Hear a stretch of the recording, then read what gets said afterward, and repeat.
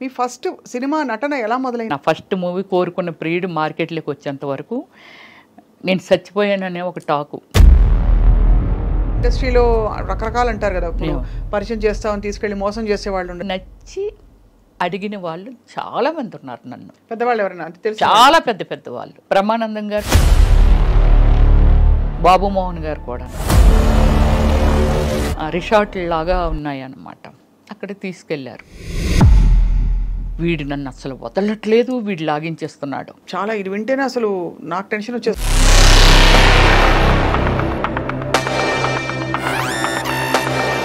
మొహమాటం లేకుండా, ఇబ్బంది పడకుండా ఆ బట్టలు వేసుకున్నప్పుడు, క్యారెక్టర్స్ చేసినప్పుడు ఎప్పుడు అనిపించలేదా?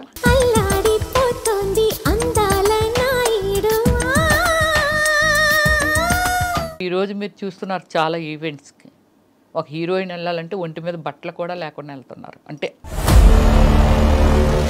ఇప్పుడు శ్రీరెడ్డి అనే ఒక వ్యక్తి ఉంది, ఆమె పర్సనల్ లైఫ్.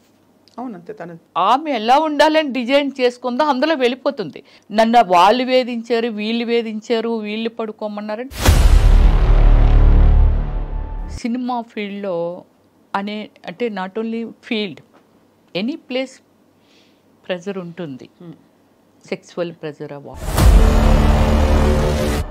నేను బిఎఫ్లు చేయలా, నాకు ఆఫర్లు వచ్చి నేను చేయలా. వచ్చాయా ఆఫర్లు? అయ్యో నేను చెయ్యను. లాయర్ని పెట్టి మరీ వాయించాను తెలుసండి, చాలా ఫోర్స్ ఉండేది నా మీద. లీడ్ క్యారెక్టర్స్ చేశారు కదా మీరు? ఎస్. అండ్ ఆ తర్వాత you shifted to character roles, లేకపోతే ఇలా supporting main roles, lead role చేస్తూ కృష్ణ గారితో కూడా హీరోయిన్ చేశాను. ఎవరు నేను అనేసి మూవీ చేశాను. తర్వాత పునీత్ రాజ్ కుమార్తో చేశాను, తర్వాత రమేష్ అరవింద్తో చేశాను. ఇవాళ మీరు ఎంత ప్లెయిన్గా, అంటే ఒక హీరోయిన్కి ఉండేవంత, ఒక సినిమా స్టార్కి ఉండే ఇది లేకుండా. అంటే ఫస్ట్ నుంచి ఏమిటంటే నేను ఇంటర్నేషనల్ మోడలింగ్ చేశాను. నేను బ్రిట్నీ స్పియర్కి నేను ఫస్ట్ ప్లేస్లో వచ్చానండి. నా కైండ్ ఆఫ్ యాక్టర్స్ ఎవరు సినిమా మేకింగ్ చేసిన వాళ్ళు ఇంతవరకు లేరు. కథ, స్క్రీన్ ప్లే, డైరెక్షన్, ప్రొడ్యూసింగ్ అన్నీ నేనే చేసుకొని సినిమాని కూడా రిలేట్ చేయగలిగాను అని అంటే so world wise very famous అయిపోయాను ఓమల్లి తర్వాత. ఎంత హైయెస్ట్ రెమ్యూనరేషన్ ఎప్పుడు అందుకున్నారు? ఆర్యభట్టకండి, దానికి అందుకున్నాను. దానికి వచ్చి 15 lakh ఇచ్చారు నాకు. ఐటమ్ సాంగ్ చేస్తే 10 lakh. మీరు చాలా మంది కమెడియన్స్ పక్కన వేశారు. All comedians. బట్ ఎక్కడో ఒక చోట చదివాను, మీకు చిన్నప్పుడే పెళ్ళయ్యి తర్వాత మీరు విడిపోయారు. ఇప్పుడు అతని వల్ల తప్పలేదు, నేను ఎందుకు సఫర్ చేయాలి? నాకు నాకు భయము, ఎంత భయం అంటే లవ్ అంటారు, డేట్ అంటారు, వెనకాల పడతారు. కానీ మీ మేనమావ గారా? అయ్యన్న పాత్రుడు మేనమావ గారు. నా ఓన్ బ్రదరే ఉన్నారు టీడీపీలో. మరి మీరు వైసీపీలోకి రావడం ఏంటి?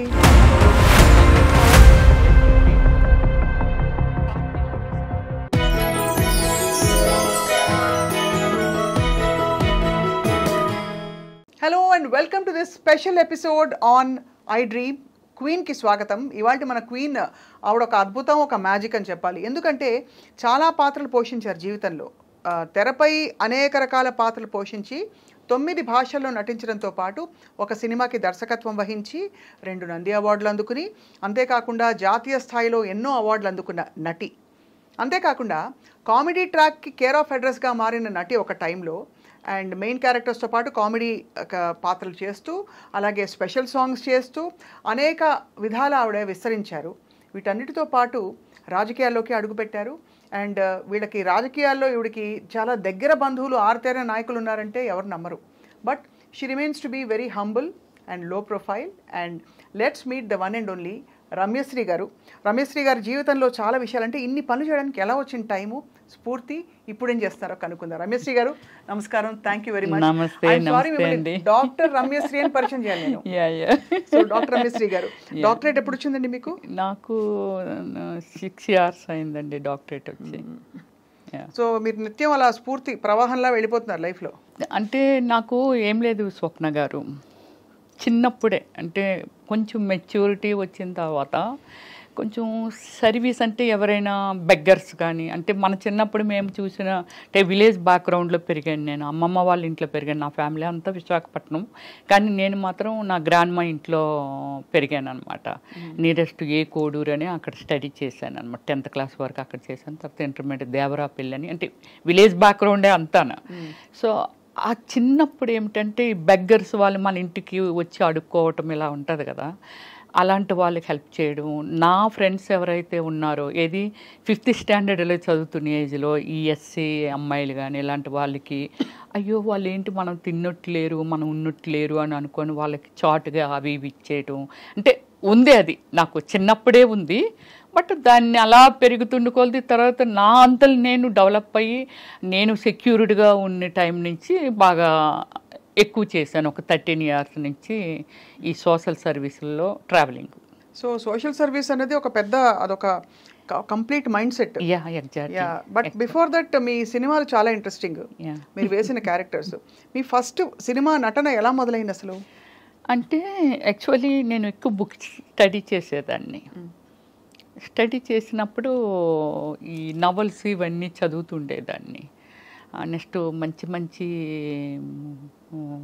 మన ఎండమూరి వీరేంద్రనాథ్ గారు అలాంటివన్నీ నవల్స్ అవి అలా చూస్తుండేదాన్ని. అప్పుడు నాకు, నేను చిన్నదాన్నే, ఏది 6th స్టాండర్డ్ చదివినప్పటి నుంచే ఈ పిచ్చి నాకు బాగా. సో ఈ శ్రీదేవ్ గారు, విజయశాంత్ గారు ఇలా ఉంటున్నప్పుడు 6th స్టాండర్డ్లో హై స్కూల్ టైంలోనే నాకు చాలా లాంగ్ హెయిర్ ఉండేది, ఫేర్గా ఉండేదాన్ని, బాగానే. అంటే 6th స్టాండర్డ్ అంటే మెచ్యూరిటీ కూడా లేని ఏజ్ అది. బట్ ఆ ఏజ్లోనే కామెంట్స్ అనమాట, అబ్బా నువ్వు చాలా అందంగా ఉంటావు, నువ్వు శ్రీదేవి అయిపోవచ్చు, నువ్వు విజయశాంతి అయిపోవచ్చు, ఇలా అనమాట. అది నా బ్రెయిన్లో బాగా ఫీడ్ అయిపోయింది. సో అలా ఏజ్ పెరుగుతున్న కొలది నాకు ఈ లోపల ఉండిపోయింది. కానీ it's a very nice family background. Cinema background అనేది కొంచెం కూడా లేని ఫ్యామిలీ అది. అంటే cinema nice family background, cinema background లేదంటే సినిమా నైస్ కాదనుకుంటా. నో, దానికి చాలా వ్యతిరేకంగా మాట్లాడిన మనిషిని. అంటే సినిమా అంటే తప్పు కాదు, సినిమా ఏంటనేది మళ్ళీ మీకు చెప్తాను స్వప్న గారు, తప్పకుండా. అయ్యో 100% ఆ పాయింట్ మీకు మళ్ళీ మీరేంటంటే, అంటే సినిమా ఇండస్ట్రీతో కాకుండా కాదు, ఇంటిలోంచి లేడీస్ని మామూలుగా బయటకు రానిచ్చేవాళ్ళు కాదు. నేను చదువుకోవాలనుకున్నా సరే మాకు ఆ రోజుల్లోనే అంబాసిడర్ కారు ఉంటే అక్కడికి పంపించేవారండి డ్రైవర్నిచ్చి. మా ఊర్లో లేదు కాబట్టి, హై స్కూల్ లేదు కాబట్టి. కానీ ఏదైనా మూవీకి వెళ్ళాలన్న ఫ్యామిలీ అంతా కలిసి వెళ్ళటము, లేడీస్ని ప్రత్యేకంగా లేడీస్ని బయటకు పంపరు. కానీ నాకు ఇది ఒకటి ఇంట్రెస్ట్ అలా పెరిగిపోతుంది. 10th క్లాస్ అయిపోయిన తర్వాత నాకు జిల్లా పరిషత్ చైర్మన్ కృష్ణమూర్తి గారు అనేసి వాళ్ళ అమ్మాయి పద్మప్రియ అని ఒక ఆమె ఉంది, నాకు మంచి క్లోజ్ ఫ్రెండ్. నా భావాలన్నీ తనతో షేర్ చేసేదాన్ని. సో చేసినప్పుడు మరి ఏం చేద్దాం అనుకుంటున్నాను, actually my name original name Sujatha. So మరి ఏం చేద్దాం అని అనుకుంటున్నాను. లేదు నేను ఎలా అయినా చేయాలి. చెన్నై వెళ్ళాలంటే నాకు లాంగ్వేజ్ రాదు అంటే అప్పటికి ఆల్మోస్ట్ నేను 97లో వచ్చాను, ఇక్కడికి వచ్చేసింది ఇండస్ట్రీ. సో నేను వెళ్ళాలి. అప్పుడు తను ఏం చేసిందంటే, మీకు ఒక పెద్ద, ఇప్పుడు ఫస్ట్ టైం నేను రివీల్ చేస్తున్నాను, TV9 రవిప్రకాష్ గారు ఉన్నారు కదా, అక్కడి నుంచి తనకు ఒక ఫ్రెండ్ తెలిస్తే, తను కూడా ఉమెన్ కదా, సో అందుకని ఇంకో ఫ్రెండ్కి బెత్తాయించి సుజాతలుగా హైదరాబాద్ వెళ్తానంటుంది, మూవీస్లో చేస్తానంటుంది. అబ్బా నాకు భయం అనిపిస్తుంది, వాళ్ళ ఫ్యామిలీకి ఏం చెప్పాలి అది ఇదని. కానీ నేను పంపించినట్టు వాళ్ళ ఫ్యామిలీకి తెలియకూడదని ఇంకొక పర్సన్కి అప్పచెప్పింది. ఆ పర్సను రవిప్రకాష్ క్లోజ్ ఫ్రెండ్స్. అప్పుడు రవిప్రకాష్ గారి దగ్గరికి నన్ను పంపించారు. So travelling it very short time, ఒక 3 days ఎంతో రవిప్రకాష్ గారితో ట్రావెల్ చేశాను. నన్ను బండి మీద రామానాయుడు స్టూడియోకి తీసుకొని వెళ్ళారు. ఆ బ్యాక్ నుంచి తీసుకొని వెళ్తే లక్కీగా ఏమిటంటే రామానాయుడు గారు కలిశారు. షూటింగ్ జరుగుతుంది, ఏదో తాత మనవడు సంథింగ్ ఏదో రిసీవ్ చేసుకున్నారు. ఇప్పటికీ రాజా ఉన్నాడు, రాజా తెలుసు, ఎగ్జిక్యూటివ్ మేనేజరు. సో రాజా లోపలికి ఆయన దగ్గరికి తీసుకెళ్తే, ఏమైనా డ్రామాలు అవి చేసావని అడిగారు రామానాయుడు గారు. అన్నిటికీ నాది ఏంటంటే వాయిస్ లేదు, ఇదే అన్నిట్లకి ఇదే. నీకు మాటలు వచ్చా అని అడిగారు, అన్నీ అడిగారు. ఫోటోలు ఉన్నాయి, కొన్ని ఫొటోస్ ఉన్నాయా? లేదు. ఎక్కడి నుంచి వచ్చావు? వైజాగ్ నుంచి. మీ పేరెంట్స్ ఏం చేస్తారు అని అడిగారు. సార్ మా అన్ని గోల్డ్ బిజినెస్లు అవి సార్, డాడీ కూడా పొలిటికల్ ఫార్మరు, ఇవన్నీ చెప్పాను.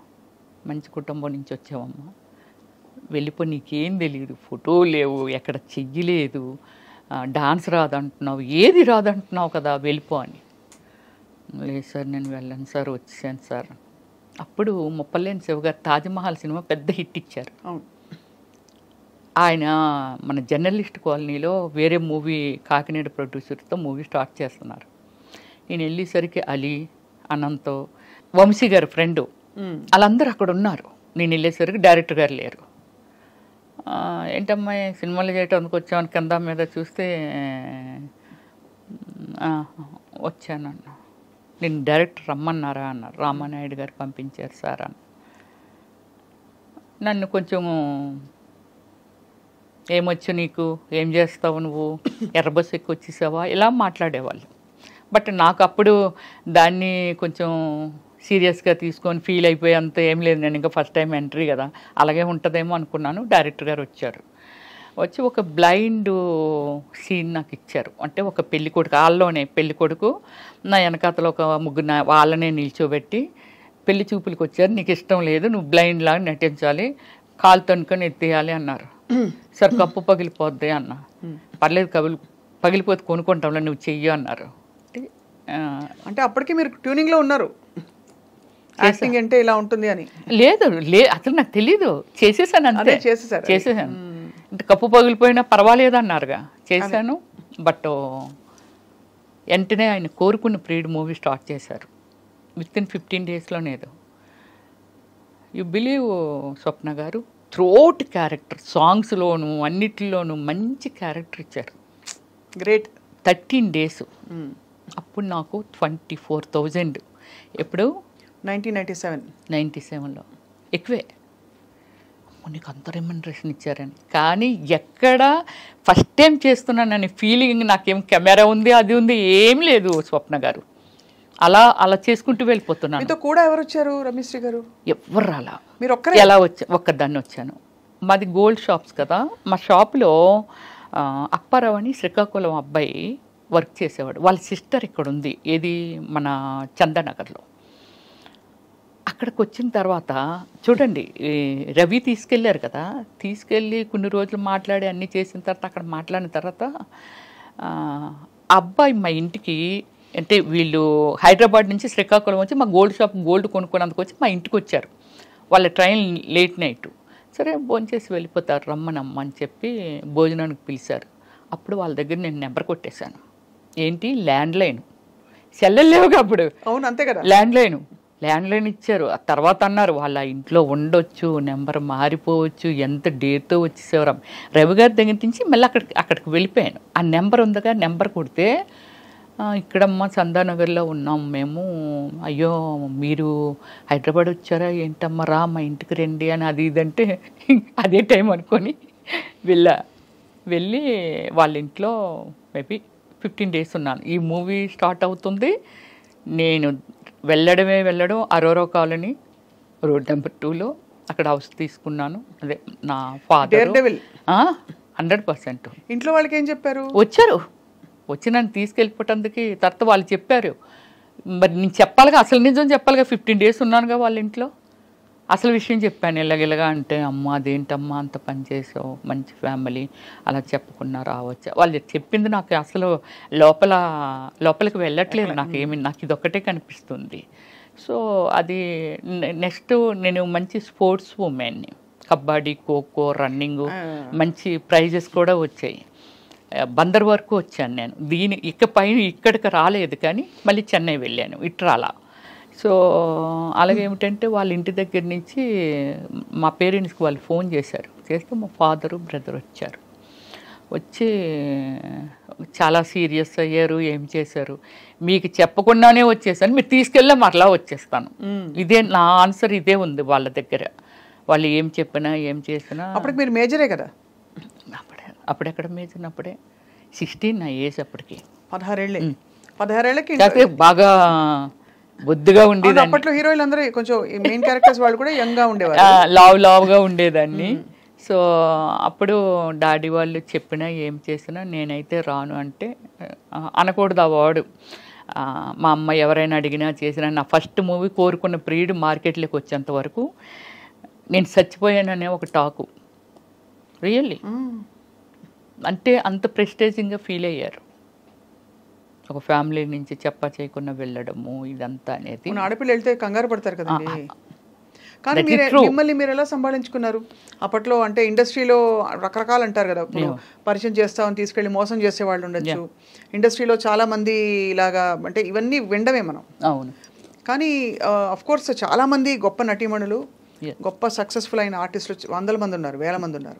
మీ ఎక్స్పీరియన్స్ ఏంటి రమ్యశ్రీ గారు? నేను స్వప్న గారు ఫస్ట్ నుంచి సమ్ లైక్ వెరీ లిమిటెడ్ ఉమెన్ని, ఇన్ని లాంగ్వేజెస్, ఒక 400 పైన మూవీసు, ఇన్ని చేసి ఇన్ని జాతీయ అవార్డులు, స్టేట్ అవార్డులు, is a dare and dash. నా కైండ్ ఆఫ్ యాక్టర్స్ ఎవరు సినిమా మేకింగ్ చేసిన వాళ్ళు ఇంతవరకు లేరు.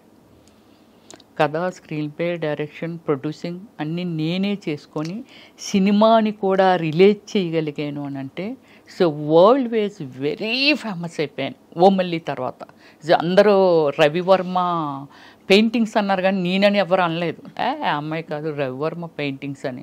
పెద్ద పెద్ద రాసి మూవీస్ నరసింహరావు గారు కానీ, రామానాయుడు గారు కానీ, పెద్ద వాళ్ళు అందరూ అన్నారండి. రాఘవేంద్రరావు గారు కూడా ఆ పోస్టర్లు చూసి అమ్మాయి కాదు పెయింటింగ్స్ అవి అని వాళ్ళంట. అంటే పబ్లిసిటీకి పెయింటింగ్ చేయించని అనుకున్నారు. అదే కానీ అంత సమర్థత ఉంది.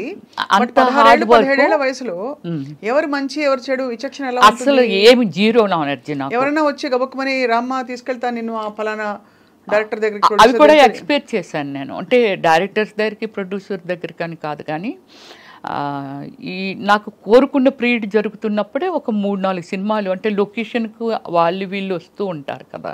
నా టార్గెట్ ఏంటంటే ఏదో అయిపోవాలి, పెద్ద స్టార్ అయిపోవాలని ఒక టార్గెట్ ఉంది. సో దానికోసం అంటే నాకు ఇంకేం కనిపించేది కాదు. చాలా సీరియస్గా ప్రతిదీ నేర్చేసుకోవటం. డ్యాన్స్ స్కూల్ ఎక్కడ ఉంటుంది, యాక్టింగ్ ఎక్కడ నేర్చుకోలేదు స్వప్న గారు. డ్యాన్స్ స్కూల్ ఎక్కడ ఉంటుంది, అద్దంలో నేనే చూసుకొని ఇలాగైతే ఎలా అందంగా ఉంటాను. Self makeup only Ramya Krishna and Ramya Sri only. అప్పుడు అలాగైనా వాళ్ళు. సిల్క్ స్మిత కూడా ఫేస్ ఇచ్చి మేకప్ చేయించుకునేది, కానీ రమ్యకృష్ణ గారు సెల్ఫ్ మేకప్ చేసుకునే వాళ్ళంట. నేను మాత్రమే సెల్ఫ్ మేకప్ చేసుకునేదాన్ని. అంటే ఒక డెడికేషన్తో నాకేం కావాలనే దాని మీద ప్రయాణం చేశాను. కానీ ఒక్కసారి మాత్రము నాకు ఈ ఏమిటి అమీర్పేటలో ఒక బట్టల షాప్ ఉండేదండి. అది చాలా ఉన్నాయి, వెరీ ఫేమస్ అండి అది. అప్పట్లో వెరీ ఫేమస్ ఆ షాపు. దానికి యాడ్ చేయాలంటే వాళ్ళు బెంగళూరు నుంచి వచ్చారు. షాపర్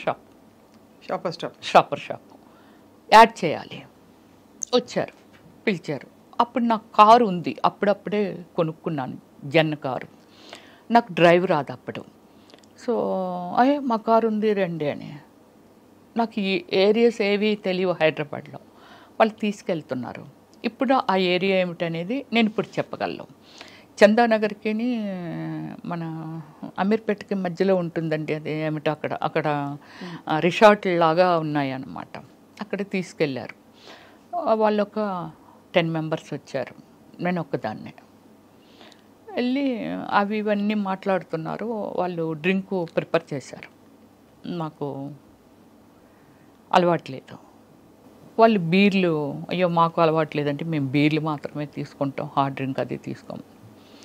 బీర్లు అలా టైం అయింది. ఎంత అయింది? 9:30 అయింది. నన్ను డ్రాప్ చేసేయండి వెళ్ళిపోతాను అని అన్నా. ఉన్నట్టు మేడం పంపించేస్తామని 10 అయింది నైట్. పంపట్లా 10:45. అప్పుడు ఈ సెక్యూరిటీ డిపార్ట్మెంట్, పోలీస్ డిపార్ట్మెంట్ ఉంటుంది కదా, వాళ్ళు వచ్చారు.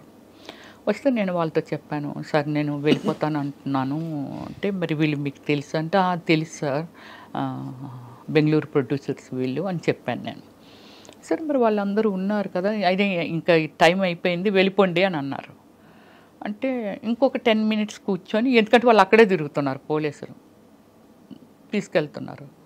ఎర్రగడ్డ దాటిన తర్వాత ఫ్లైఓవర్ ఉంది చూసారా, ఆ ఫ్లైఓవర్ మీదకి వస్తున్నప్పుడు వాళ్ళు ఎందుకో మాటి మాటికి కారు దిగడం, బానెట్ ఎత్తడం ఇలా చేస్తుండేవాళ్ళు. సో ఏంటి వీళ్ళు ఎలా దిగుతున్నారు, ఇన్నిసార్లు దిగుతున్నారు, కారు రిపేర్ అయితే ఆగిపోద్ది కదా అనిపించేది నాకు. అక్కడికి వచ్చిన తర్వాత ఏమైందంటే, నన్ను అంటే ముందున ఒక ఆయన కూర్చున్నాడు, నా పక్కన ఇద్దరు కూర్చున్నారు, వేరే కారులో వెనకాల వస్తున్నారు. ముందుని ఒక కారు 10 మంది వాళ్ళు. సో కారు నా పక్కన కూర్చున్న ఆయన కొంచెం వల్గర్గా బిహేవ్ చేయడం మొదలుపెట్టాడు. అమ్మ బాబాయ్. వెనకన కూర్చొని నేను ఎప్పుడు అబ్జర్వ్ చేశానంటే, బానెట్ ఎత్తి కారులో ఏదో వాటర్ పోస్తున్నట్టు పోసి పక్క పంపేశాడు ఆ నీళ్ళు. రమ్య గారు, నాకు పేరు రామానాయుడు గారే పెట్టారు. రమ్యకృష్ణ, రవలి, రంభ వీళ్ళందరూ సక్సెస్ఫుల్ ఉమెన్స్ ఫిల్మ్ ఫీల్డ్లో.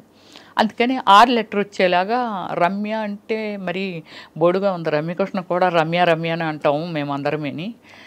ఏదైనా తోక తగిలిస్తే బాగుంటుందేమని చూచుకు అని చెప్పి శ్రీ పెట్టారు పక్కన రామానాయుడు గారు నాకు అప్పుడు.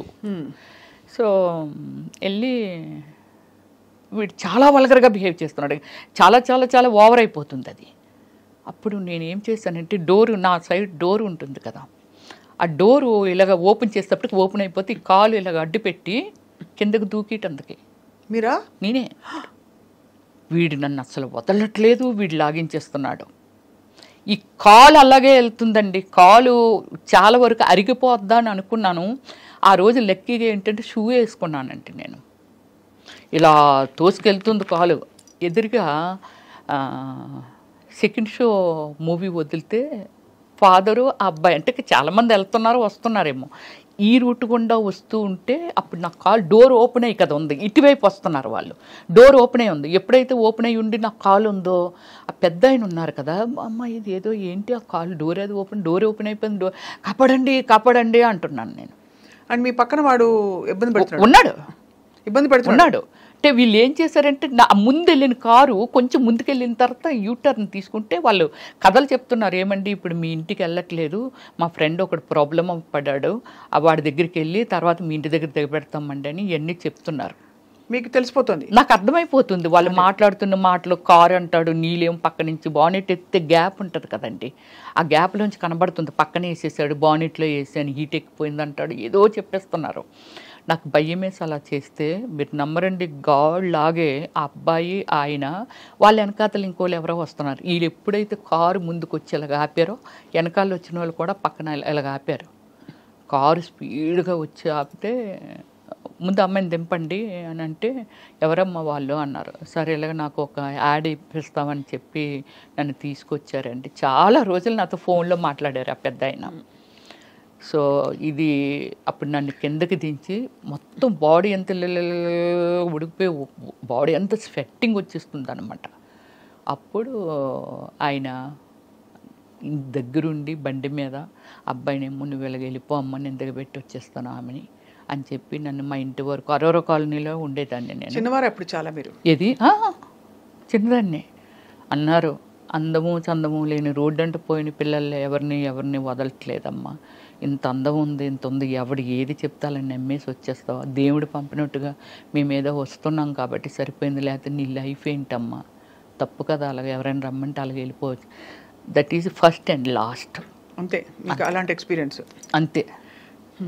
చాలా ఇది వింటేనే అసలు నాకు టెన్షన్ వచ్చేస్తుంది. మీరు నమ్మరు, ఆ రోడ్డు మీద నిలబడలేకపోయాను, కిందకు వచ్చి చాలా దూరం నుంచి షూ మొత్తం అంతా అడుగునంత కచ్చగా అయిపోయింది. అదే, అంటే మీరు తప్పించుకోవడానికి ప్రయత్నించారు, వాళ్ళు ఏదో చేద్దామని ట్రై చేశారు.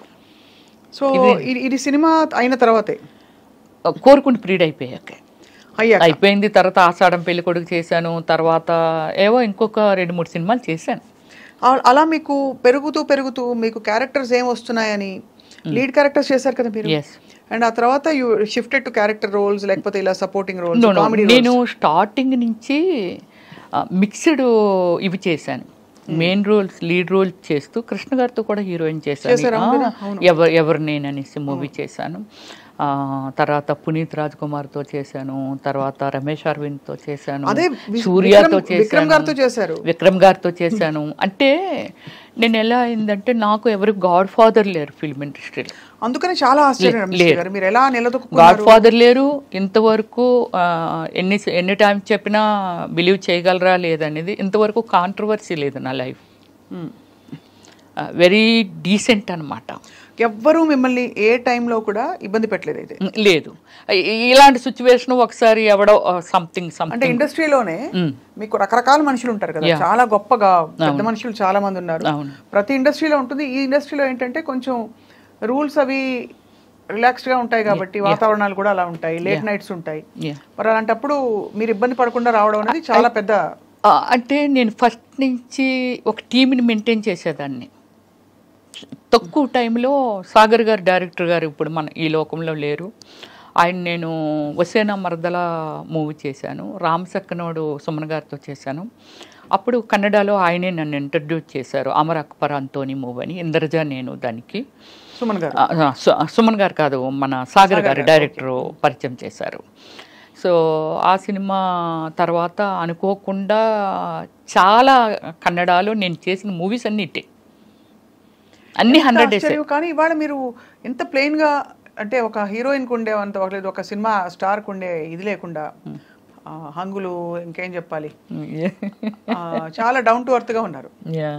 సో ఏం లేదు స్వప్న గారు, అంటే కొంచెం పీస్ఫుల్గా ఎండ్ ఆఫ్ ద డే నన్ను నేను చూసుకుంటే నేను ఉండాలి అనే ఒక డ్రీమ్ ఉన్న గర్ల్ని నేను. చాలా పీస్ఫుల్గా ఉండాలి, డీసెంట్గా ఉండాలి.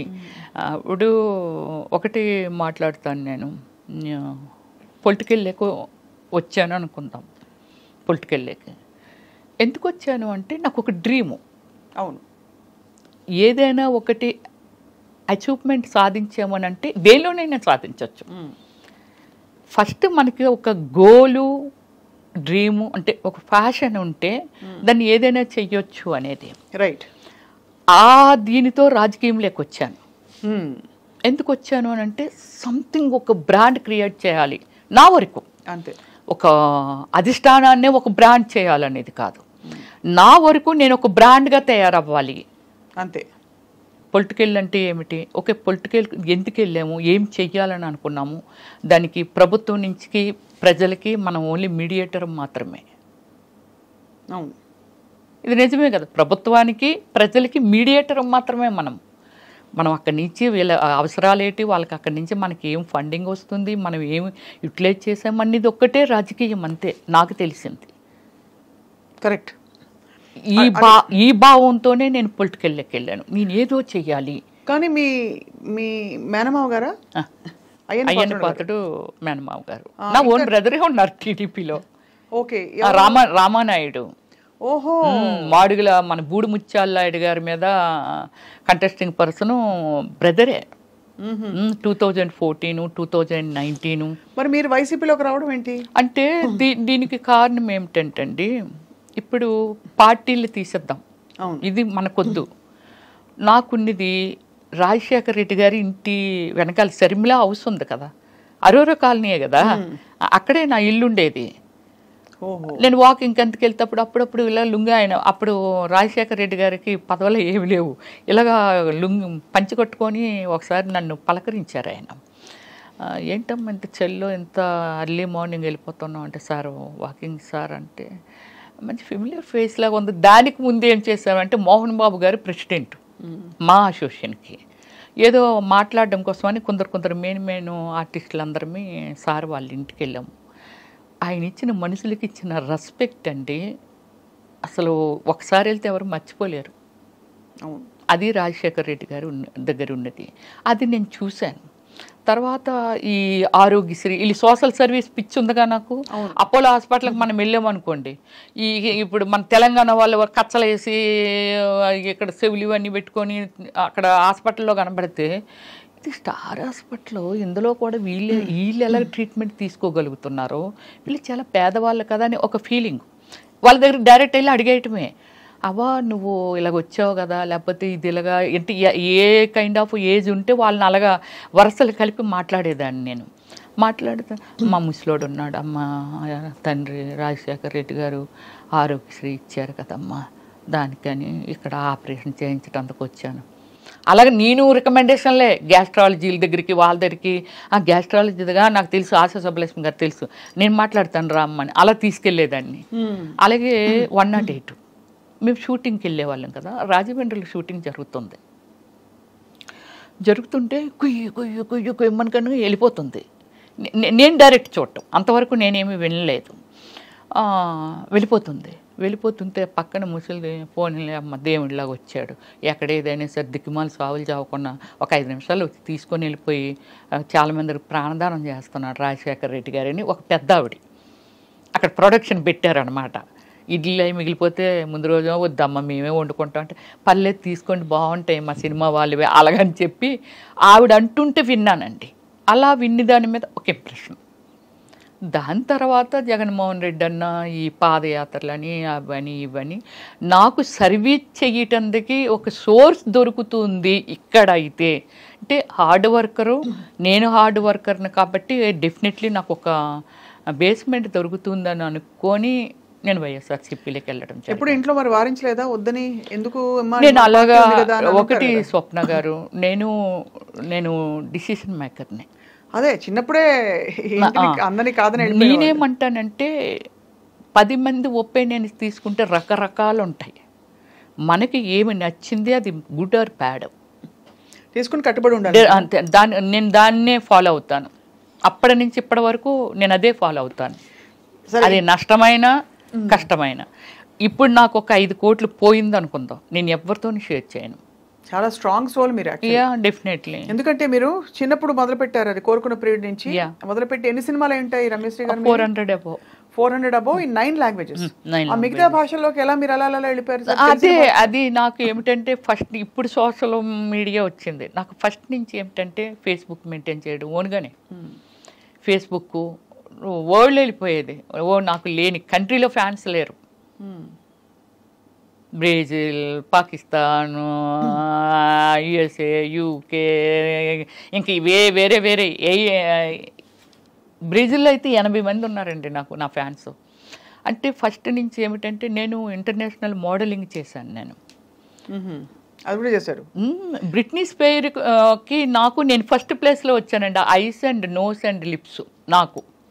ఎక్కడ దేనికి? అది ఏ పోటీ? గ్లామర్ ఉంటుంది కదా, body language, eyes and lips and skin measures ఇవన్నీ ఉంటుంది కదా, వాళ్ళకి అవన్నీ కావాలి. దానిలో నేను ఫస్ట్ ప్లేస్లో వచ్చాను. నేను ఏ సంవత్సరం అండి? 2004 అండి. సో ఊరికే పాటలు రాశారు మీరు? ఇంకోటి వినాలి, బుక్లో వచ్చాను కవర్ పేజ్లో. ఓహో, ఇంకా ఉంది, నా ఫోన్లో ఉందండి. అంటే ఎంత అచీవ్మెంట్ ఉంది. కానీ నేను ఏమిటంటే దాన్ని పబ్లిక్ అని కాదు. నేను అప్పుడులో మనకి ఏముండేది, పేపర్స్, ప్రెస్, అంతే కదా. ఎంతోమంది అన్నీ కవర్ పేజీలే, బ్యాక్ కవర్ పేజీ ఇటు పక్క. ఒకవేళ బ్యాక్ కవర్ పేజ్ చిరంజీవి గారు ఉన్నారు అనుకో, ఫ్రంట్ కవర్ పేజీ రమేశ్వరి. బ్లోఫ్లో నేను ఉన్నాను అనుకో, పవన్ కళ్యాణ్ ఫ్రంట్ పేజీ. ఇలాగ అన్ని మెయిన్ ఇవే. ఇవి ఉన్నాయా మీ దగ్గర? ఇంకా కాపీ ఉన్నాయా? తప్పకుండా. మీరు ఒక్కసారి చేస్తామంటే స్క్రీన్ మీద అలా వెళ్ళొచ్చండి. అన్ని కవర్ పేజీలు అండి, లోపల ఎక్కడ ఏముండవు. కానీ అంత క్రేజ్ ఉన్న మీరు సడన్ గా మళ్ళీ సామాన్యమైన, ఇప్పుడు ఎందుకంటే ఆ తరంలో క్రేజ్ ఉన్న హీరోయిన్లు అందరూ కూడా వాళ్ళు ఒక ఇది మెయింటైన్ చేస్తున్నారు. కానీ మీరు మాత్రం మళ్ళీ మామూలుగా మీ సామాన్యమైన స్థితికి వచ్చేసారు. ఏంటి సామాన్య స్థితి? ఆర్థికంగా చెప్పట్లేదండి, మీ గ్లామరు, స్టార్డమ్ మెయింటైన్ చేయడాలు, సర్కిల్స్ అవి లేకుండా. అంటే కారణం ఏమీ లేదండి. పొలిటికల్ అంటే నాకు కొందరు పెద్దలు చెప్పిందని కాదు, కానీ డీసెంట్గా ఉండాలి, తర్వాత నానకూడదు, ఆ వర్డ్ అదే అనుకుంటాను, అది ఉంది. అయితే ఇంకోటి నేను చెప్తాను, ఆత్మ సౌందర్యం లేనిది, ఆత్మశుద్ధి లేనిది శివ పూజలు ఎలా మనల్ని మనం శుద్ధిగా ఉంచుకున్నప్పుడే కదా ఎదుటి వాళ్ళని. ఇప్పుడు నేను గ్లామర్గా ఉన్నాను, ఆవిడ స్లీవ్లెస్ వేస్తుంది అనేది. దీనికి ఎగ్జాంపుల్ మీకు చెప్తాను. యూఎస్ఏ ఒక ఈవెంట్కి వెళ్ళాము. ఈవెంట్కి వెళ్తే అట్లాంటాలో అప్పటికే ఎప్పటి నుంచో రమ్మిశ్రీ ఎందుకు అలాంటి బట్టలు వేసుకుంటుందని అంటుండేవాళ్ళంట. ఐ డోంట్ నో, నాకు అంటే అక్కడికి వెళ్ళాక కానీ ఆ మ్యాటర్ మనకు తెలియదు కదా. సో తర్వాత అంటుండేవాళ్ళంట, చాలామంది ఏమనేవాళ్ళంట, బట్టలది ఏముంది ఇక్కడ మనం వేసుకోవట్లేదా, మనం ఉండేది ఏ కల్చర్లో ఉన్నాం. ఇది దుబాయ్లో విన్నానండి, యుఎస్ఏలో విన్నాను ఈ వర్డ్స్, సేమ్ వర్డ్స్. ఎప్పటి నుంచో తీసుకొద్దామని అనుకుంటున్నారు కానీ ఆవిడ చాలా ఫాస్ట్ ఉంటుంది బట్టలు. ఎక్కడ ఫాస్ట్ ఉంటాను, స్క్రీన్ మీద. నేను వెళ్ళిన తర్వాత అక్కడ ఎలాగ మా వాళ్ళు ఒపీనియన్ అండి, అదండి ఇదండి, అబ్బాయి ఏమి డీసెంట్ ఉన్నారు రమ్య గారు మీరు అని అంటే, ఒక ఆయనండి, అందరివి ఉన్నాం డిన్నర్ చేస్తున్నాం, ఆయన అన్నారు, చీర కట్టిన ప్రతి ఆడది పతివ్రత కాదు, వాళ్ళ డ్రెస్సింగ్ దీన్ని పెట్టి ఎవరిని ఎప్పుడు అంచనా వేయకూడదని అందరి మధ్య ఆయన మాట్లాడారు. గ్రేట్. అవును, డైరెక్ట్గా నన్ను ఉద్దేశించి ఇంకోళ్ళు ఉద్దేశించి కాదు, నా వర్షన అల్లో ఉంది ఏది ఎప్పుడో, కానీ అది ఆయన అప్పుడు ఓపెన్ చేశారనమాట అలాగా. సో అలా అంటే ఏమిటంటే ఒక డ్రెస్సింగ్ని పెట్టో లేకపోతే ఏదో పెట్టి నేను చేసిన సినిమాలు నేను ఒకటే చెప్పాను, నేను బిఎఫ్లు చేయలా, నాకు ఆఫర్లు వచ్చి నేను చేయలా. వచ్చాయా ఆఫర్లు? అయ్యో నేను చెయ్యను, లాయర్ని పెట్టి మరీ వాయించాను తెలుసండి, చాలా ఫోర్స్ ఉండేది నా మీద. ఎవరు ఫోర్స్ చేసేవారు? షూట్ చేసేవాళ్ళు ఎవరైతే దానికి స్పాన్సర్స్ ఉంటారో ఇదంతా ఉంటుంది కదండి. అంటే చాలా లాంగ్వేజెస్లో చేశాను కదా, బాగా స్ప్రెడ్ అయ్యి వరల్డ్ వైజ్ స్ప్రెడ్ అయ్యాను నేను. సో ఇలా నేను అవాయిడ్ చేస్తే నేను ఒకటే చెప్తాను, సినిమా ఎనీ ప్రొఫెషన్ దాన్ని మనం ఒక డాక్టర్ అవనియండి, లేకపోతే యాక్టర్ అవనియండి, ఇంజనీర్ అవనియండి, ఒక సివిల్ ఇంజనీర్ బిల్డింగ్ కట్టాలని అంటే అయ్యో ఎంతోమంది ట్రావెలింగ్ ఎన్నో ఇయర్స్ ఉండాలనేది తన మొత్తం అంతా తన టాలెంట్ అంతా పెట్టి చాలా నిజాయితీగా చెయ్యగలిగితేనే, లేకపోతే ఎందరో ప్రాణాలు పోతాయి. ఇలాగేమిటంటే నా ప్రొఫెషన్లో నేను వచ్చానండి, ఒక డైరెక్టర్ డ్రీమ్లో దిస్ ఈజ్ ఒక కాన్సెప్ట్ ఈజ్ వన్ ఫ్యామిలీ, ఒకరు ప్యాంట్ వేస్తారు, ఒకరు చీర కడతారు, ఒకరు షార్ట్లు వేస్తారు, డిఫరెంట్ కాన్సెప్ట్ ఈజ్ స్టోరీ. అలా మీరు వేసిన క్యారెక్టర్స్కి చాలా చోట్ల మీరు కొన్ని ఎక్స్పోజ్ చేసే బట్టలు వేసుకున్నాను. అప్పుడు అదే అంటున్నాను, నాకు డైరెక్టర్ అనే ఆయన కాన్సెప్ట్ అండి. చిరంజీవి గారైనా సరే కొన్ని సినిమాల్లో గోచి పెట్టుకొని పరిగెట్టారుగా అవసరమైతే. అంటే అడవ మనిషిలో చిన్న కట్టుకొని పరిగెట్టారు. ఎనీవన్ దాన్ని నమ్ముకొని, కళామ తల్లిని నమ్ముకొని వచ్చాము కాబట్టి, బట్ వాళ్ళకి ఏం కావాలని ఇన్పుట్ మనం ఇవ్వాలా వద్దా అంటే ఖచ్చితంగా. బట్ మీరు ఎక్కడ ఫీల్ అయ్యారు అంటే, ఫీల్ కాకుండా మొహమాటం లేకుండా ఇబ్బంది పడకుండా ఆ బట్టలు వేసుకున్నప్పుడు, క్యారెక్టర్స్ చేసినప్పుడు ఎప్పుడు అనిపించలేదా? నాకు అనిపించలేదండి, అస్సలు అనిపించలేదు. దేన్నైతే నమ్ముకొని వచ్చాను. ఈరోజు పుయిదా రమేశ్వరి అంటే మా అమ్మ నాన్న కడుపుని పుట్టి నేను అక్కడే ఎవరినో పెళ్లి చేసుకొని ఎక్కడో ఉండుంటే అంతే కదా, ఎవరికి తెలుస్తుంది రమ్యశ్రీ ఎవరు అనేది, ఎవరికి తెలుస్తుంది? ఖచ్చితంగా. అంటే నేమ్ ఫేమ్ కోసం, బట్ అయినా కూడా ఒక పెంపకం, ఒక వాతావరణంలో పెరిగినప్పుడు మీరు అన్నట్టు సినిమా ఇండస్ట్రీ లేకపోతే నేను రాను, తప్పకుండా ఇబ్బంది పడతారు. ఇబ్బంది అయినా సరే ఇష్టంగా చేశాను. ఎంతో మంది డైరెక్టర్స్ అన్నారండి, అసలు యాక్టింగ్లో కూడా కోఆపరేషన్ చెయ్యరు. రమ్య గారు ఒక క్యారెక్టర్ మీకు ఎక్స్ప్లెయిన్ చేస్తే, అది సిల్క్ స్మిత్ అని మిమ్మల్ని చూసామండి. ఆ క్యారెక్టర్ని ఎలా మోడ్ చేసేసుకోవాలి, ఎలాంటి డ్రెస్సింగ్ వేసుకోవాలి, ఎలాంటి మేకప్ వేసుకోవాలి. మేకప్ సిల్క్ స్మిత్ అది ఓన్ కాదు, కానీ everything is my self only. Costume design నేనే, కలర్ కాంబినేషను నేనే, అన్నీ మొత్తం డిజైన్ చేసేసుకుండేదాన్ని. ఈరోజు సీన్ ఏమిటి, ఎవరెవరు ఆర్టిస్టులు, బ్యాక్గ్రౌండ్ ఏముంటుంది, ఆ బ్యాక్గ్రౌండ్లో నేను ఈ కలర్ చీర కడితే నాకు ఆ కలర్ చీర పంపించేయండి. అలాగే కాస్ట్యూమ్ డిజైన్లు కూడా నేను సినిమాకి కాస్ట్యూమ్ అంతా నా పర్సనల్, అంటే నేనే డిజైన్ చేసుకున్నాను నేను. అలాగే ఆల్ మూవీస్కి నా పర్సనల్ డిజైనింగ్ అండి. సో ఎక్కువ ఇలాంటి కాస్ట్యూమ్స్ వేసిన క్యారెక్టర్స్ మీరు డాన్స్ సీక్వెన్సెస్ చేశారు, చాలా ఐటమ్ సాంగ్స్ కూడా చాలా చేశారు. ఏమైనా గుర్తున్నాయా మీకు? మీరు పాపులర్గా హిట్ అయిన సాంగ్స్? పాపులర్గా హిట్ అయినవంటే నేను సూర్యతోని శ్రీ అనే ఒక మూవీ చేశాను తమిళ్లోనే. సూర్యాది ఇప్పుడు నా ఏమి సినిమా అంటే సూర్యాది కాదు, విక్రమ్తో కూడా వన్ సాంగ్ చేశాను, యూత్. యూత్ చేశాను, రోజుకో రోజా చేశాను.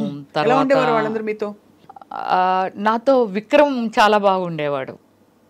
చాలా అంటే లిమిటెడ్ పర్సన్ అనమాట. హాయ్ అంటే హాయ్, ఎర్లీ మార్నింగ్ రాగానే విచ్ చేయడం సూర్య. కానీ విక్రమ్ అది కాదు. కామెంట్ చేయడము, జోకులు వేయటము, ఇవన్నీ చాలా ఫ్రెండ్లీగా ఉండే. ఎప్పుడైనా లంచ్కో దేనికో పిలవచ్చు కదరా ఏదో చేపలు అంటే, నేను కుకింగ్ ఫేవర్ని అనమాట. అది వదలలేదు. వదలను. మటన్, గోంగూర కానీ, ఫిష్ పులుసు కానీ వెరీ ఫేమస్. ఎప్పుడో మీరు రావాలి ఇంటికి. నేను వెజిటేరియన్ అండి. అయ్యో సారీ. కానీ కాబట్టి మీరు బంగాళదుంపల వేపుడు, వెజిటేరియన్ కూడా చాలా అద్భుతంగా చేస్తాను. పప్పు ఫ్లేవర్ అయితే అసలు ఎంత అద్భుతంగా ఉంటుందంటే, తింటుంటే ఆ స్మెల్ చాలండి. అంటే పప్పు టమోటా కానీ ఎనీ లీవ్స్ యాడ్ చేసి కానీ చాలా బాగా చేస్తాను. గోంగూర పచ్చడి, పచ్చి పచ్చడి, ఇలాంటివన్నీ. కంప్లీట్గా జీవితాన్ని ఎలా స్ట్రా వేసి పీల్చేయాలని మీరు అంతేగా. కానీ చాలా మంది చెప్తారు, స్వప్న గారు మీరు స్క్రీన్ మీద చూసిన రమ్య గారికి ఇన్సైడ్ మీరు అంటే అవుట్ సైడ్ మీ అంటే బయట చూసిన రమ్య గారికి అసలు సంబంధం కూడా ఉండదు. మీరు చాలా homely and exactly. Cinema time వరకే సినిమా వదిలిస్తే నాకు ఏ లైఫ్ తెలియదండి. పబ్ లైఫ్ తెలీదు, ఫ్రెండ్స్ సర్కిల్ లేరు, తాగడం అలాంటివి ఏమీ లేదండి. అంటే ఇవన్నీ టిపికల్గా. సిల్క్ స్మిత గారిని కలిసారా మీరు? లేదు, అప్పటికే నేను వచ్చేసాను 97లో కదా నేను వచ్చాను. అప్పటికే ఆమె అవుట్ అయిపోయారు. అవును కదా, అవును కరెక్ట్. 97 అంటే కరెక్టే. మరి ఎవరెవరిని కలిసారు మీ కంటెంపరీస్? నేను సౌందర్య గారితో వర్క్ చేశాను, రమ్యకృష్ణ గారితో వర్క్ చేశాను. సౌందర్య గారితో నేను, సౌందర్య గారు అంటే ఇక్కడ తెలుగులో చేశాము. కన్నడలో ఆర్యభట్ అని నేను సెకండ్ హీరోయిన్. నాకు అవార్డు వచ్చింది, తనకు రాలేదు, నాకు వచ్చింది అవార్డు. సో ఆర్యభట్ అని రమేష్ అరవింద్ హీరో అనమాట. తను ఇట్స్ లైక్ శ్రీకాంత్ మనకి ఎలా హీరో అలా సతీ లీలావతిలో చేశారు కదా. యా. సో ఆయన మూవీ అనమాట. చాలా మూవీస్ చేసాము, ఒక 6 or 7 మూవీస్ చేసాము. చాలా ఫ్రెండ్లీగా ఉండేది.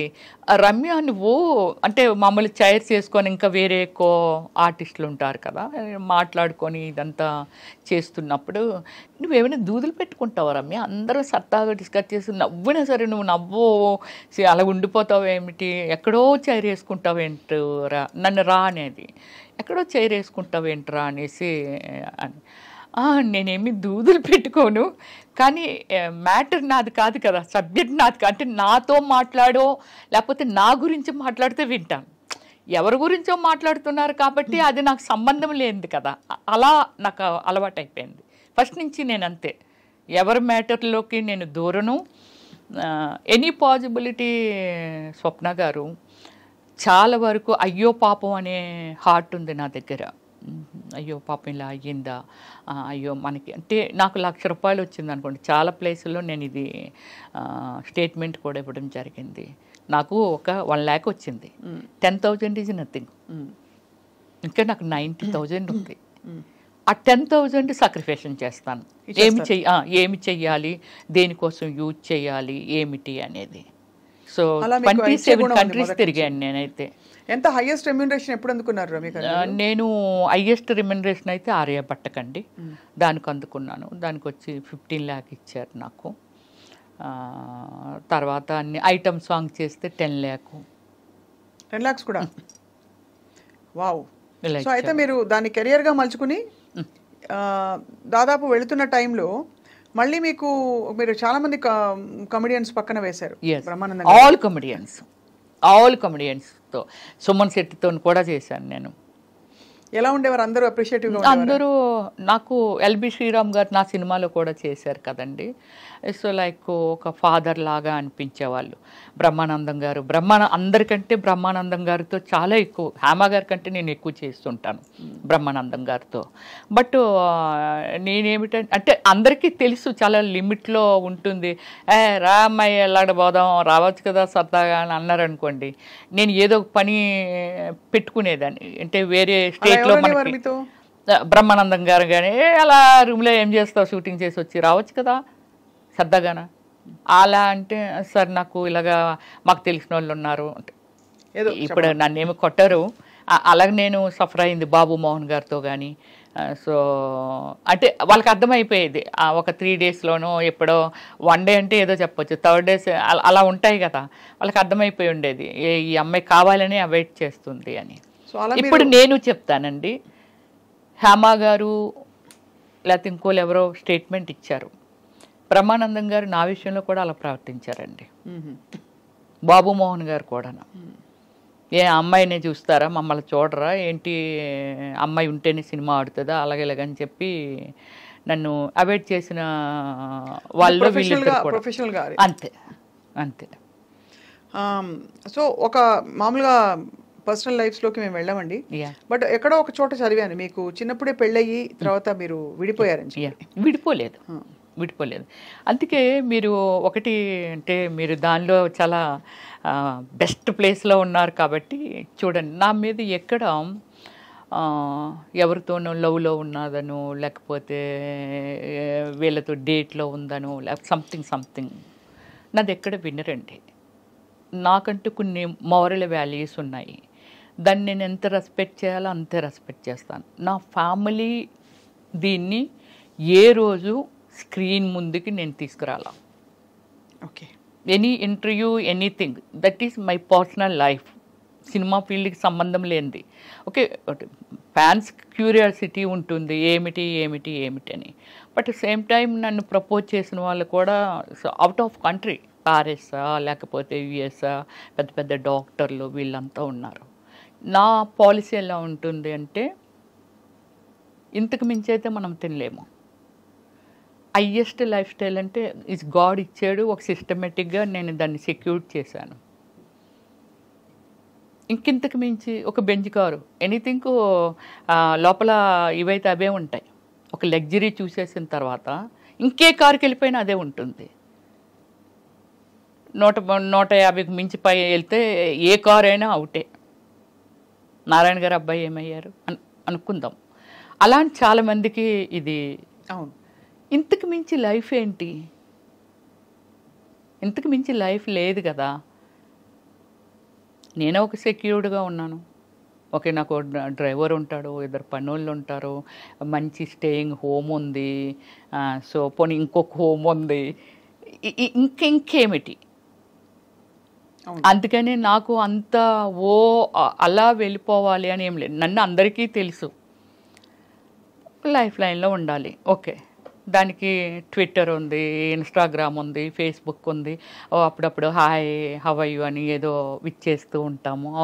ఓ రమేశ్వరి గారు ఇప్పుడు ఇలా ఉన్నారు, ఇప్పుడు మీ ముందుకు వచ్చాను, సో ఇప్పుడు నేను కనిపిస్తాను అంటే ఇంతే తప్ప నేను అత్యాశకి వెళ్ళిపోనండి. అత్యాశ మీన్స్ అన్లిమిటెడ్ అనేది మనిషి పతనమే. అవును, మీరు ఫ్లైట్లో ఎంతసేపు ట్రావెల్ చేయండి, అమెరికా వెళ్ళి భూమి మీద ల్యాండ్ అవ్వాల్సిందే. ఆ పాలసీ ఉంది నా దగ్గర. అది చాలా మంచి పద్ధతి. మీరు అంటే ఫస్ట్ నుంచి ఎంత అండర్స్టాండింగ్ ఉంటే మీరు మిమ్మల్ని మీరు అంటే లీడ్ చేసుకోవడమే కాకుండా మీరు ఇన్ని రంగాలలో ఇంత మీ ప్రతిభను చూపించారు. అదే అంటే సో అయితే మీకు వివాహం అయిందండి? అయింది, చిన్నప్పుడే అయిపోయింది. 13 years ఏజ్కే మ్యారేజ్ అయిపోయింది. కాకపోతే నేను ఎక్కడ రివీల్ చేయలేదు అంతే, అంతకు మించి. ఇప్పుడు మీ వారు ఎక్కడ ఉన్నారు? ఎక్స్పైర్ అయ్యారు. ఒక 2 years బ్యాక్ ఎక్స్పైర్ అయ్యారు. Okay, yeah. సో మరి ఈజ్ లైక్ మై ఫాదర్ స్వప్న. చెప్పాను కదా, చాలా రెస్పెక్ట్ ఇస్తాను. ఈరోజు గుడిలో పూజించినట్టుగా పూజిస్తాను ఆయన్ని, చాలా రెస్పెక్ట్ ఇస్తాను. నాట్ ఏ రాంగ్, ఇప్పుడు అతని వల్ల తప్పలేదు, నేను ఎందుకు సఫర్ చేయాలి? నాకు నాకు భయము, ఎంత భయం అంటే లవ్ అంటారు, డేట్ అంటారు, వెనకాల పడతారు. సరే, మన బిజీలో మనం ఉంటాము, ఎంతోమందిని నేను ఫేస్ చేశాను. కృష్ణకుమార్ గారు 15 years గ్యాప్ అండి, ఆమెకి ఫీల్డ్ వదిలేసింది పూర్తిగా. బెంగళూరులో ఆమె పెద్ద ఎస్టేట్ ఉంటుంది, తెలుసు, నేను వెళ్ళానుగా. వెళ్ళారా? ఇంటర్వ్యూ చేశారా? అసలు లైక్ నా కూతురు వాడిని కేఆర్ విజయ్ గారు అంతే నన్ను పెంచుకుంటామనేవాళ్ళండి. ఆ ఎస్టేట్లో నాకు ఒక అత్త క్యారెక్టర్ చేయాలి, ఆమె అయితే బాగుంటుంది. అక్కడే కదా షూటింగ్ అంతానా, చేస్తే బాగుండు అని అనుకుంటా. అమ్మా, ఇప్పుడు మళ్ళీ మేకప్ అయ్యి కూర్చొని వాళ్ళు ఎవరు అడిగినా యాక్సెప్ట్ చేయలేదండి. నేను అడిగాను, ప్లీజ్ మీరు చెయ్యండి బాగుంటుంది మంచి క్యారెక్టర్ అంటే అప్పుడే యాక్సెప్ట్ చేశారు. డైలీ లంచ్ ఆవిడ ఇంట్లోనే. ఆ ఎదురుగానే సావుకార్ జానకి గారు చూసాను ఆవిడ వెళ్ళారా? పుట్టిరు. ఆవిడ కూడా. మేఘా వర్షించని ఒక మూవీ అనమాట, అద్భుతమైన మూవీ. అలాగే మలయాళంలో ఒక మూవీ చేశాను, ఆ మూవీకి నాకు అవార్డు వచ్చింది. సో అలాగే ఏమిటంటే వాళ్ళందరూ మాట్లాడుతుండేవాళ్ళు ఈ వీటి గురించి. ఏంటో వస్తున్నారు, ఏదో అయిపోతున్నారు. అప్పుడు మన శశికళ గారు ఏదండి ఆమె కాంచనా గారు ఎందుకు అలా మాటల్లో వస్తూ అవతల వెనక వైపు, మీరు స్విమ్మింగ్ పూల్ చూసారటు, చూసాను. అక్కడ కుర్చీలు వేసుకొని కూర్చున్నాం. కూర్చుంటే ఇవన్నీ చెప్పేవారు, వీళ్ళు ఎలాగ అయిపోయారు, అలా అలాగైపోయారు, సావిత్రి గారు ఎలాగ అయిపోయారు, ఇవన్నీ అని. ఏమిటి అని అంటే ఎవరినో నమ్మితే కదా అలాగైంది. ఆమెమో వాళ్ళ బ్రదర్స్ నమ్మి అలాగైపోయిందంట, ఏమేమో అతన్ని నమ్మి. అదొక్కటే మనకి బాగా ఫేమస్ కాబట్టి చేయలే. అలాంటి కొన్ని ల్యాక్స్ ఆఫ్ సిచ్యువేషన్స్ ఉంటాయి. చాలా కరెక్ట్గా చెప్పారు మీరు. అంటే కానీ ఆ వయసులో మీరు అంత తెలుసుకుని దాన్ని అమలుపరచడమే పెద్ద విషయం. అదే గ్రేట్. అదే గ్రేట్. ఎందుకంటే ఒకటి సరే, మీ వారితో మీకు అనుబంధం ఉన్నా, ఒక రెస్పెక్ట్ ఉన్నా, ఏమున్నా కూడా మీరు యాక్ట్ చేయడం ఆయన ఆపలేదు ఎప్పుడు. లేదు, నాకు ఎప్పుడు ఏది అభ్యంతరం చెప్పలేదు. అది గొప్ప విషయం. మీరు కూడా ఇండస్ట్రీకి వచ్చేసి టెంప్ట్ అయిపోయి ఇంకో దారిలోకి వెళ్ళిపోయి, అంటే నేను తప్పు రైట్ అని చెప్పట్లేదు, ఎవరి జీవితానికి వాళ్ళు బాధ్యులు. డెఫినెట్లీ ఇప్పుడు అంత గొప్ప నటీమణుల గురించి మనం మాట్లాడుకున్నప్పుడు వాళ్ళ జీవితం అయ్యో ఇలా అయిపోయిందని మీరు చెప్తున్నారే, అలా కాకుండా మిమ్మల్ని మీరు కాపాడుకోగలిగారు. Actually you don't need anybody in your life, ఫ్రాంక్గా చెప్పాలంటే. నేనే రాజు, నేనే మంత్రి అన్నీ. ఒకటి స్వప్న, నీ మనసులో ఉన్న అడగాలని అడగలేకపోతున్నావు ఏంటో నేనే ఓపెన్గా చెప్తున్నాను. సినిమా ఫీల్డ్లో అంటే not only field, any place pressure ఉంటుంది. Sexual pressure, whatever. House వైఫ్లకు కూడా ఉంటుంది. ఇష్టం అది, దాన్ని ఎవరు మీ అభ్యంతరం చెప్పడం లేదు. నాకు ఒక ఐటెం ఇలా కూర్చొని మాట్లాడుతున్నాను స్వప్న, నువ్వు నాకు నచ్చేయచ్చు, లేకపోతే వీళ్ళు చూస్తున్నాను చాలా ఐటమ్స్ ఉన్నాయి, అందులో ఏదో నాకు నచ్చొచ్చు, ఇది నా హార్ట్ స్పందన. అలాగే ఎవరికి ఎందుకు నచ్చమో, ఒక గ్లామర్ ఉన్నప్పుడు వెంకటేశ్వర స్వామి దగ్గరికి ఎందుకు వెళ్తున్నాము, ఆయన ఏమైనా ఇచ్చేస్తున్నారా, ఇస్తారా మనకు తెలియదు, ఇస్తారా ఎవరు, కానీ నచ్చారు. చాలామంది గాడ్స్ ఉన్నారు కదా. కానీ ఐహిక సుఖాలకి దైవిక సుఖాలకి, దైవిక ఆనందానికి తేడా ఉంది కదా. ఉంది. ఎగ్జాంపుల్ చెప్తున్నాను అంతే. అలాగా మనకి ఏమిటంటే మనం నచ్చిన వాళ్ళు పాపం ఎంతో మంది ఉండొచ్చు, దాన్ని ఎక్స్పెక్ట్ చేయడంలో తప్పులేదు, కానీ బలవంతం పెట్టకూడదు. సినిమా ఫీల్డ్లో కలిసి వర్క్ చేస్తుంటారు. ఇప్పుడు 500 కోట్లు 1000 కోట్లు బడ్జెట్లు వచ్చేసాయి. 5 crores అనుకుందాం. 5 crores పెట్టి ఒక మూవీ మేకింగ్ చేసిన ఒక ప్రొడ్యూసర్కి క్రమశిక్షణ ఉండదంటావా? ఒక డైరెక్టర్ తన సినిమా హిట్ అవ్వాలి, అదవ్వాలి, ఇదవ్వాలి అని ఎంత టెన్షన్లో తన క్రమశిక్షణ ఉండదంటారా? ఒక మనిషిని ఒక రిక్వెస్ట్ దానిలో పెట్టారు అని అంటే ఇష్టం అయ్యి, అంటే ఈ ట్రావెలింగ్లో ఏదో నచ్చింది. ఎందుకు రోడ్డు మీద నేను వెళ్తూ ఉంటాను కదా, నాకు డ్రైవ్ అంటే చాలా ఇష్టం, వెరీ స్పీడ్ డ్రైవర్ని నేను.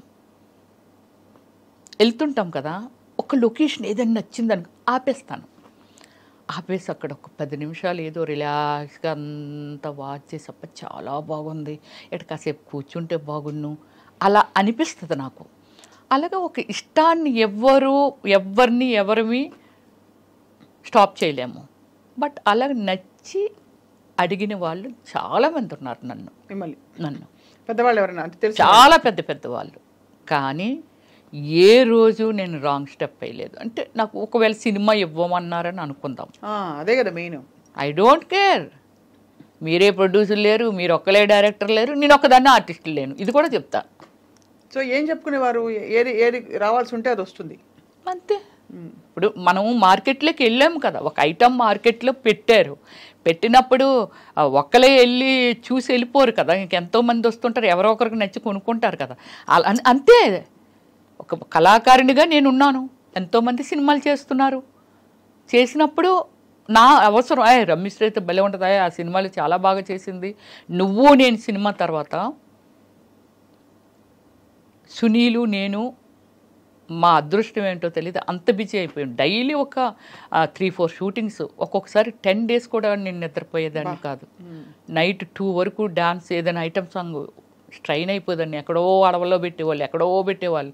మళ్ళీ వేరొకరు location 7 o'clock, morning hour 7 o'clock call seat.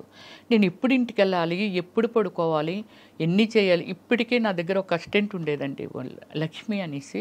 ఇప్పటికీ మాట్లాడుతుంది. పిల్లలతో పెద్దోళ్ళు అయిపోయారు, ఇంటర్మీడియట్ ఏదో చదువుతున్నారు. 10 years ఉంది అమ్మాయి నా దగ్గర. అమ్మాయి కోవే సరళ, తర్వాత రజిత గారు, వీళ్ళందరూ ఏటా పిల్ల పిచ్చిదాన్ని ఉంది, అలాడదాన్ని పెట్టుకున్న అందంగా ఉండేదాన్ని పెట్టుకో అన్నారు. 10 years ఉందండి. Everything only that girl. అన్నీ చూసుకుని అన్నీ కామ్మాయే. ఎంతమంది సీమరాని ఇచ్చి మంది, సౌందర్య ఇచ్చి మంది, శకిల ఇచ్చి మంది అమ్మాయిని. మేము అమ్మాయి వేస్తుంది, మేము అంతకు 3 ఇంతలు 10 ఇంతలు ఇస్తాం వచ్చి అని అనేవారు. అంటే నాకు నిద్ర లేకపోయినా సరే అమ్మాయి మొత్తం అంతా మేనేజ్ చేసి 1 గంట పడుకుంటారు, మొత్తం అంతా బాత్రూంలో హీటర్ ఆన్ చేసేయడం, అది చేసేయడం, ఇది చేసేయడం, మేకప్ సామాన్ పెట్టేయడం.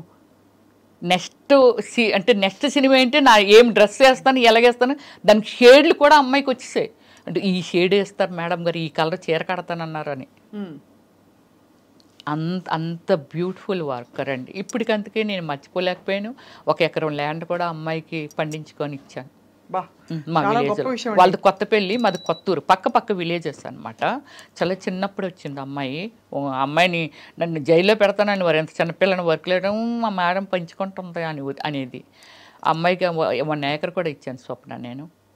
చాలా చాలా పెద్ద విషయం. అంటే మీరు ఇంత కనెక్ట్ అయ్యి అందరితో, మీరు ఒక్కొక్కరి గురించి మాట్లాడుతుంటే కూడా మీకు ఎంత కనెక్టెడ్గా వాళ్ళ జర్నీస్ మీతో కొనసాగాయి, మీ కోస్టార్స్ కావచ్చు.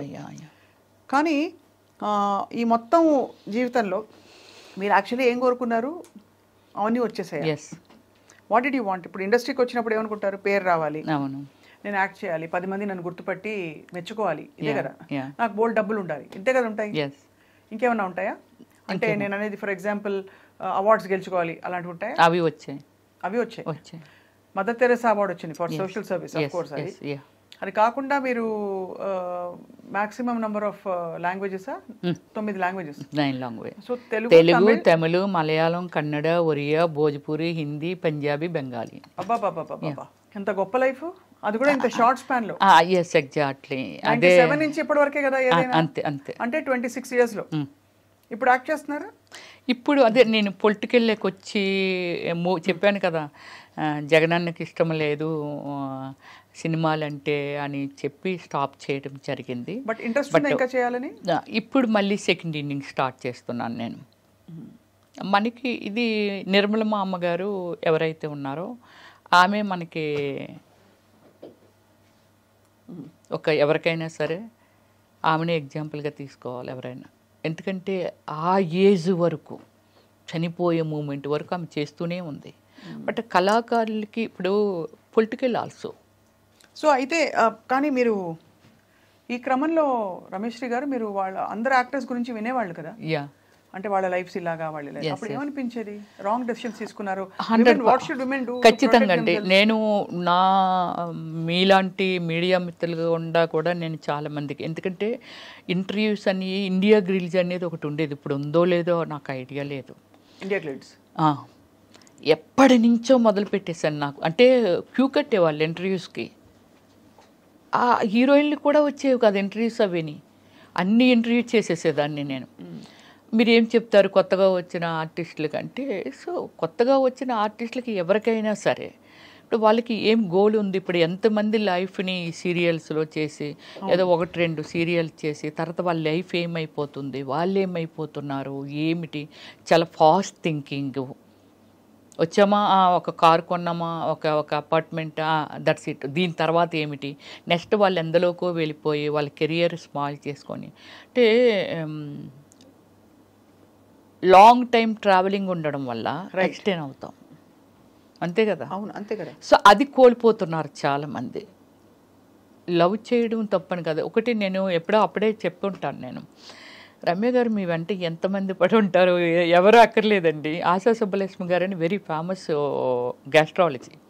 ఒకరోజు నేను అపోలోలో రాఘవ దత్తా గారు అనేసి ఆయన దగ్గరికి, నేనే డాక్టర్ అంటారు అందరూ, నేనే ఎదురు చెప్తూ ఉంటాను అన్నీని.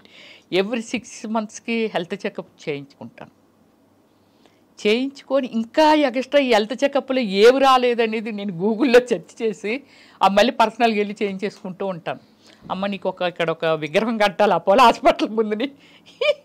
ఎంత సెన్సిటివ్ ఏంటి రమ్య, మా వాళ్ళకి అందరికీ లేకపోతే నీకు ఒక పేపర్ ఇచ్చి ఎక్స్ప్లెయినర్లుగా మార్చాలి నిన్ను అక్కడ ముందు కూర్చోబెట్టి అని చెప్తూ ఉంటారు అక్కడ సిఇఓ గారు కానీ ఎవరైనా సరే. వెళ్ళిపోతున్నాను, ఆశా సుబ్బలక్ష్మి గారు వెళ్తున్నారు. రమ్య గారు మీరు ఎంత అందంగా ఉంటారు కదండి, మీ వెనకాతలు ఎవరు పడరా అని అడిగింది. ఇలా రెక్క పట్టుకొని లాగింది, నేను చూడలేదు అంటే సీరియస్గా వెళ్ళిపోతూ ఉంటాను అనమాట. సో ఇలా రెక్క పట్టుకొని ఇలా లాగింది. ఏమండి ఇంత బాగుంటారు, అసలు మీ వెనకాతలు ఎవరు పడరా అని అడిగింది. ఏంటండి ఈ వీధిలో ఎవరు పడితే అలా పడిపోతారా డాక్టర్ గారు అని అంటే, లేదండి నాకే అనిపిస్తుంది మిమ్మల్ని చూస్తూ ఉంటే. Very lovely. ఆవిడకి ఒకే డాటర్ అనమాట. సో అప్పటికి ఇంకా కిడ్ అమ్మాయి 6 years ఓల్డ్ అనమాట. సో అలాగే ఏమిటంటే చాలా ప్రౌడ్గా ఫీల్ అవుతాను అంతే, అంతకు మించి ఏమి వెళ్ళను ఎక్స్ట్రా. చాలా ప్రౌడ్గా ఫీల్ అవుతాను. ఎవరైనా నేను వెళ్ళిపోతుంటే నన్ను ఎవరైనా చూశారు, వాడు చూస్తాడు అనుకుంటాను, చూస్తాడు, అది చూడడంలో గ్రేట్గా ఫీల్ అవుతాను. మళ్ళీ వేరే సెకండ్ థాట్ ఏమీ ఉండదు నాకు. అంతే చూడడంలో గ్రేట్గా ఫీల్ అవుతాను. బాగుంది, చాలా ఆనందం ఉంది.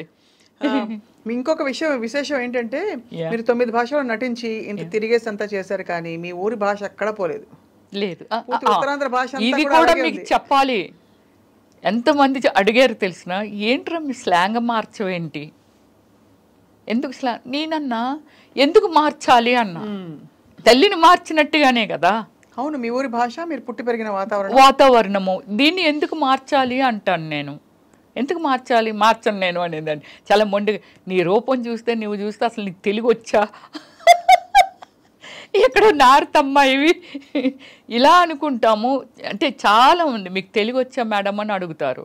బట్ నేను మాట్లాడేది స్వచ్ఛమైన తెలుగు, మా లాంగ్వేజ్. అదే మీ లాంగ్వేజ్. శ్రీకాకుళం యాడ్ అవుతుంది, శ్రీకాకుళం భాష బాగా వినిపిస్తుంది, యాడ్ అవుతుంది. అలాగే విజయనగరం, బొబ్బులి, విజయనగరము, ఇలా అన్ని విజయనగరం అని పేరు పలుకుతాం.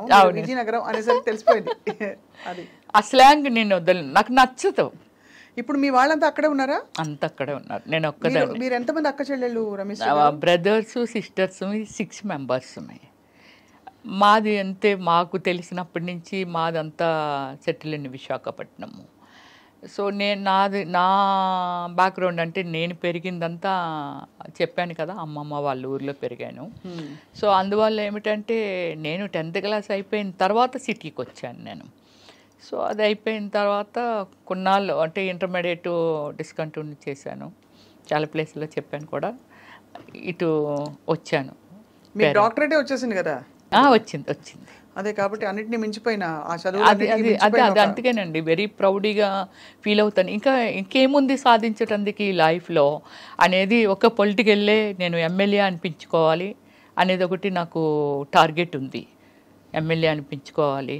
నేను ఇచ్చిన సర్వీసు అంటే మనం ఒకటి చెప్తామండి, విగ్రహాలుగా ఒక ఎన్టీఆర్ గారు, రాజశేఖర్ రెడ్డి గారు, లేకపోతే ఎంతోమంది అల్లూరి సీతారామరాజు గారా, లేకపోతే గాంధీ తాత గారా, లేకపోతే ఇలా ఉన్నారు. నా రేంజ్కి ఏది ఇచ్చినా ఆ రేంజ్లో నేను నిలబడాలనేది నాకు ఒకటి ఉంది. అని మీకు ఏది ఇచ్చినా మీరు దానిలో బెస్ట్ చేయాలని, ది బెస్ట్ చేయాలనేదే నా కోరిక అనమాట. అది. సో రమేష్ గారు, ఇన్ని మన డీప్ విషయాలు మాట్లాడాం. ఎన్ని డ్రెస్సులు, ఎన్ని చీరలు ఉంటాయండి మీకు? నాకు సారీస్ అంటే ఒక 1000 above ఉంటాయి. అంటే చాలాన్ని కట్టకుండానే చాలామందికి సూట్ కేసులతో ఇచ్చేస్తూ ఉంటాను. ఎందుకలా? నాకు ఇంకా కట్టే అవసరం రాదు, చాలా కాలం అయిపోతుంది. మా పెద్దొదిన గారు ఎవ్రీ ఇయర్ చీర పెడతారు.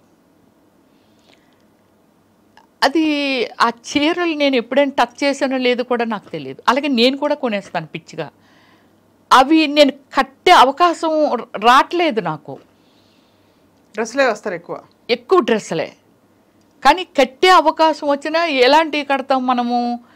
ఏదైనా డిజైనింగ్ వేరు కడతాము, ఎక్కడికి వెళ్ళినప్పుడు కడతాము, ఏదో పార్టీ వేరు వెళ్ళినప్పుడు కలుస్తాం, ఏదో ఒక ఫంక్షన్ ఉంది లేకపోతే ఒక ఆడియో ఫంక్షన్, అక్కడ కట్టింది మళ్ళీ ఇంకోసారి కట్టము.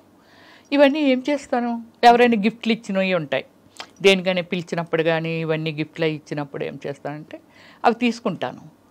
పోచనపల్లి వెళ్ళాం, అక్కడ ఏవో చీరలు ఇస్తారు, ఒక 3-4 ఇది చాలా బాగుంటాయండి కలర్ అనేసి.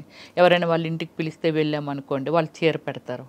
ఇవన్నీ ఏం చేస్తానంటే ఒక 3 ఏళ్ళలో ఎన్నేళ్ళు చూసుకుంటూ ఉంటాను, ఇవి పెరిగిపోతూ ఉంటాయి.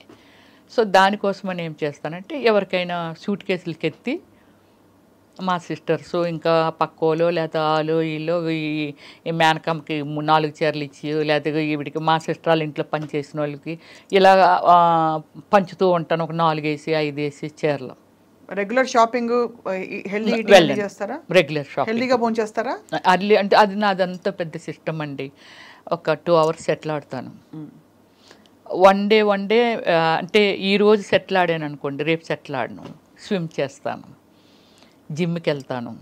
జిమ్కి వెళ్ళి మీకు ఒక పెద్ద ఇది చెప్పాలి. జిమ్కి వెళ్తాను కదా, చిరంజీవి గారు, రామచరణ్ గారు, ఉపాసన అందరూ దానికి, విష్ణు అందరూ ఆ జిమ్కి ఉపాసన పెట్టింది మా ఇంటి దగ్గరే.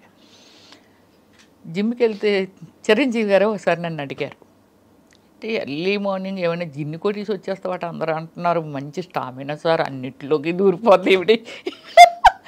యోగా, జంబా, ఏరోబిక్స్, ఫిట్నెస్ మొత్తం అన్ని, మళ్ళీ స్విమ్మింగ్కి వెళ్ళిపోతాను. షవర్ తీసుకొని 11-11:30కి ఎప్పుడో ఇంటికి వెళ్తాను కూల్గా. సెటిల్ ఆడిన రోజు ఒక్కరోజే ఇంటికి ఎర్లీగా వెళ్ళిపోతాను. 4కి లేస్తాను నేను ఎప్పుడు, రోజు. అది అలారం అక్కర్లేదు, ఏం అక్కర్లేదు, 4కి వచ్చేస్తారు. పిట్టలు అరవక ముందు నేను లేస్తాను, తర్వాత పిట్టలు అరుస్తూ ఉంటాయి. ఏం చేస్తారు లేచి ఫస్ట్ యోగా, కొంచెం ఫిజికల్ యాక్టివిటీస్, ఇవన్నీ. కాఫీ టీ తాగను, కర్డ్ కూడా రేరు, బటర్ మిల్క్ తాగుతాను. కాఫీ టీ మంచి నాన్ వెజ్ ప్రియురాల్ని. అలాని వీక్లీ వన్సే, రైస్ కూడా కాదు. సో అయితే మీరు జిమ్ ఇప్పటికే వెళ్తున్నారు ఆ జిమ్కి? ఏది మానేను నేను, ఏది మానేను. ఇప్పుడు లెగ్స్ ఇలా స్ప్రెడ్ చేస్తాను, బ్యాక్ బెండ్ చేస్తాను, లెగ్ ఇలా స్కై ఇది చేస్తాను, అన్నీ చేస్తాను నేను ఇప్పటికీ కూడా. అసలు వింటుంటే ఒక మనిషి జీవితం గురించి వింటున్నట్లేదు మీరు దాన్ని చెప్తుంటే. ఒక నలుగురు రమ్యశ్రీలు మీలో ఉండి వాళ్ళందరూ కలిసి ఒక రమ్యశ్రీగా తయారైనట్టు. అంటే you have achieved so much in a short span. And మీకు ఇష్టం వచ్చినట్టు మీ టర్మ్ ఎప్పుడు నవ్వుతూనే ఉంటాను. నన్ను నేనే ప్లాన్ చేసుకుంటాను, ఎవరి హ్యాండ్లోనూ పెట్టను, నాకు నచ్చదు. ఎప్పుడైనా దిగాలేసి ఏడుస్తారా? ఎప్పుడైనా? నాకు అసలు ఏడిపే రాలేదు ఎప్పుడు. మన వల్ల ఇతరులు ఏడ్చారా ఎప్పుడైనా? అది కూడా లేదండి. అది ఇంకా నేనేమైనా ఫీల్ అయిన డే చెప్పాను కదా, 5 కోట్లు అలా పోయినా ఎవరితో నేను షేర్ చేసుకోను. నా ఫ్యామిలీ కాదు, బ్రదర్స్ కాదు, ఎవరితోనూ పంచుకోను. నన్ను ఏదైనా రిక్వెస్టింగ్ ఏదైనా హెల్ప్ అడిగారు అనుకోండి, వీలైనంత వరకు చేయటందుకే ట్రై చేస్తాను. చాలా చేసేసాను నేను, బ్యూటిఫుల్, చాలా చేశాను. సొసైటీకి ఎలా చేస్తాను, నా ఫ్యామిలీకి కూడా అంతే చేస్తాను. ఎవరినైనా నాకు తెలియకుండా వెళ్ళి నేను అడ్రస్ ఇస్తాను, మీరు ఎంట్రీ చేసుకోవచ్చండి. చిన్నప్పటి నుంచి అంటే నాకు ఏదైనా అనిపించింది, ఇప్పుడు ఇగో ₹1 లేకపోతే 2 కోట్లు నా ప్రాపర్టీ ఏదో అమ్మేశారు అనుకుందాం, నేను ఎందుకు అమ్మారని కూడా అడగను. దాన్ని అయిపోయింది, అది రిపీట్ చేయను మళ్ళీ. బాబోయ్, మీలా ఉండడం చాలా కష్టం. ఇవ్వరా, అమ్మేసావు కదా ఇవ్వరా అని కూడా గాడ్ ప్రామిస్లీ నేను ఎప్పుడు ఎవరిని అడగలేదు. అమేజింగ్, చాలా చాలా అమేజింగ్ క్వాలిటీస్. చాలా అమేజింగ్గా మీ లైఫ్ని మీరు ప్లాన్ చేసుకున్నారు రమ్యశ్రీ గారు. ఫస్ట్ మీరు అసలు సాహస వనిత. మా ఇంటికి వస్తే మీకు తెలుస్తుందండి, it's like 7 star above my బెడ్రూమే కాదు, హాలే కాదు, డైనింగ్. కూర్చున్నాను అంటే అంత పీస్ఫుల్గా ఉండాలి. బెడ్రూమ్లోకి వెళ్తే ఒక స్వర్గలోకంలోకి వెళ్ళట్టు. అయితే మీరు ఎప్పుడు కాదనను అన్నారు కాబట్టి ఎప్పుడైనా మీరు అనుమతిస్తే వచ్చి మీ ఇల్లు చూస్తాం. అయ్యో షూర్, డెఫినెట్లీ. అది ఇంకొక ఇల్లు విల్లా కట్టుకుంటున్నాను, కన్స్ట్రక్షన్ అవుతుంది. 5 monthsలో చేంజ్ అయిపోతాను. డ్రీమ్ అంతే. అప్పుడులో రమ్యశ్రీ డ్రీమ్ హౌస్ అని వేశారు. అంటే ఎవరెవరో ఏదో కట్టుకోవడం ఇంకా బాగా కట్టేసి ఉండొచ్చు, కానీ నా టేస్టు, నా ఫీలింగు అంటే పడుకుంటే ఇలా ఉంటుందా అనేది. బెడ్రూమ్ అంటే బెడ్రూము, నా బాత్రూమ్ కూడా అంత గార్డెనింగే, చాలా లవ్లీగా ఉంది వినడానికి. వాష్రూమ్ కూడా వాష్రూమ్ లాగా ఉండదు, అన్ని వాష్రూమ్స్ ఒక మంచి ఒక బెడ్రూమ్ కంటే మించి ఉంటాయి వాష్రూమ్స్. అలా అంటే అది నాకు ఇష్టం అన్నమాట. మీరు అసలు ఇవన్నీ కాదండి, మీకు ఇష్టం వచ్చిన టర్మ్స్ మీద మీరు బతకడం, ఎగ్జాక్ట్లీ అదే చాలా ఇక్కడ రిమార్కబుల్ థింగ్. ఎగ్జాక్ట్లీ అండ్ చాలా చాలా inspiring for so many people watching. Yeah and చాలామంది మహిళలకు మీరు ఇచ్చిన అడ్వైజ్ ఇవాళ ఏంటంటే మీ డెసిషన్స్ మీరే తీసుకోండి. ఎస్ అండ్ ఎవరికి ఏవి చెప్పది మనం అబలలు కాము సబలలు అని చెప్పి. అంతే. అంతేగా? ఎక్కడున్నాం స్వప్న గారు? ఎగ్జాంపుల్ మీరే చెప్తున్నాను నేను. మీ ఇంటర్వ్యూ అంటే చాలామంది అంటే నేను మిమ్మల్ని పొగట్టలేదు, నేను ఫ్రాంక్గా చెప్తున్నాను. మీ ఇంటర్వ్యూ స్వప్న ఇంటర్వ్యూ అంటే చాలా జెన్యూన్ ఉంటుంది, చాలా అసలు ఎంత బాగా మాట్లాడుతుంది, అడుగుతుంది, చాలా హోమ్లీ ఉంటుంది. ఇలాంటివి నేను ఎప్పుడో విన్నివి, ఎప్పుడో నేను విన్నాను అంతే. సో అలా అంటే ఏమిటంటే నేను కూడా నా సెల్ఫ్ డిసిషన్స్ ఏనండి అన్నీని. ఒకళ్ళ వల్ల ఏడవకూడదు, ఒకళ్ళ వల్ల నవ్వకూడదు, అంతే. టీవీ ఒక 10 రోజులు చూడకపోయినా ఆశ్చర్యపోవక్కర్లేదు, నాకు టైం దొరకలేదు అంతే. ఎవరైనా ట్రోల్ చేశారా మిమ్మల్ని ఎప్పుడైనా? చేయలేదు, చేయలేదు, ఇప్పటి వరకు లేదు. ఏంటి శ్రీరెడ్డి గారి గురించి మాట్లాడినప్పుడే నన్ను చేయలేదు, నన్ను ఏం అనలేదు ఆమె. అంటే నేనేమంటానంటే అండి, ఇప్పుడు శ్రీరెడ్డి అనే ఒక వ్యక్తి ఉంది, ఆమె పర్సనల్ లైఫ్, అవునంతే, తనది, ఆమెది, ఇట్స్ హర్ చాయిస్, అంతే, ఆమె చాయిస్. ఆమె ఎలా ఉండాలని డిజైన్ చేసుకుందో అందులో వెళ్ళిపోతుంది. నష్టము లాభం ఆమె ఫేస్ చేస్తుంది, నాట్ టు యూ అండ్ మీ, అంతే కదా. సో అలాంటప్పుడు నేను ఒకటే పాయింట్ ఆమె గురించి మాట్లాడమంటే చెప్పాను. తప్ప రైట్ అనేది నిర్ణయం తీసేసుకుంది, అయిపోయింది. దాని గురించి మనం ఆర్గ్యూ చేసా అనవసరం.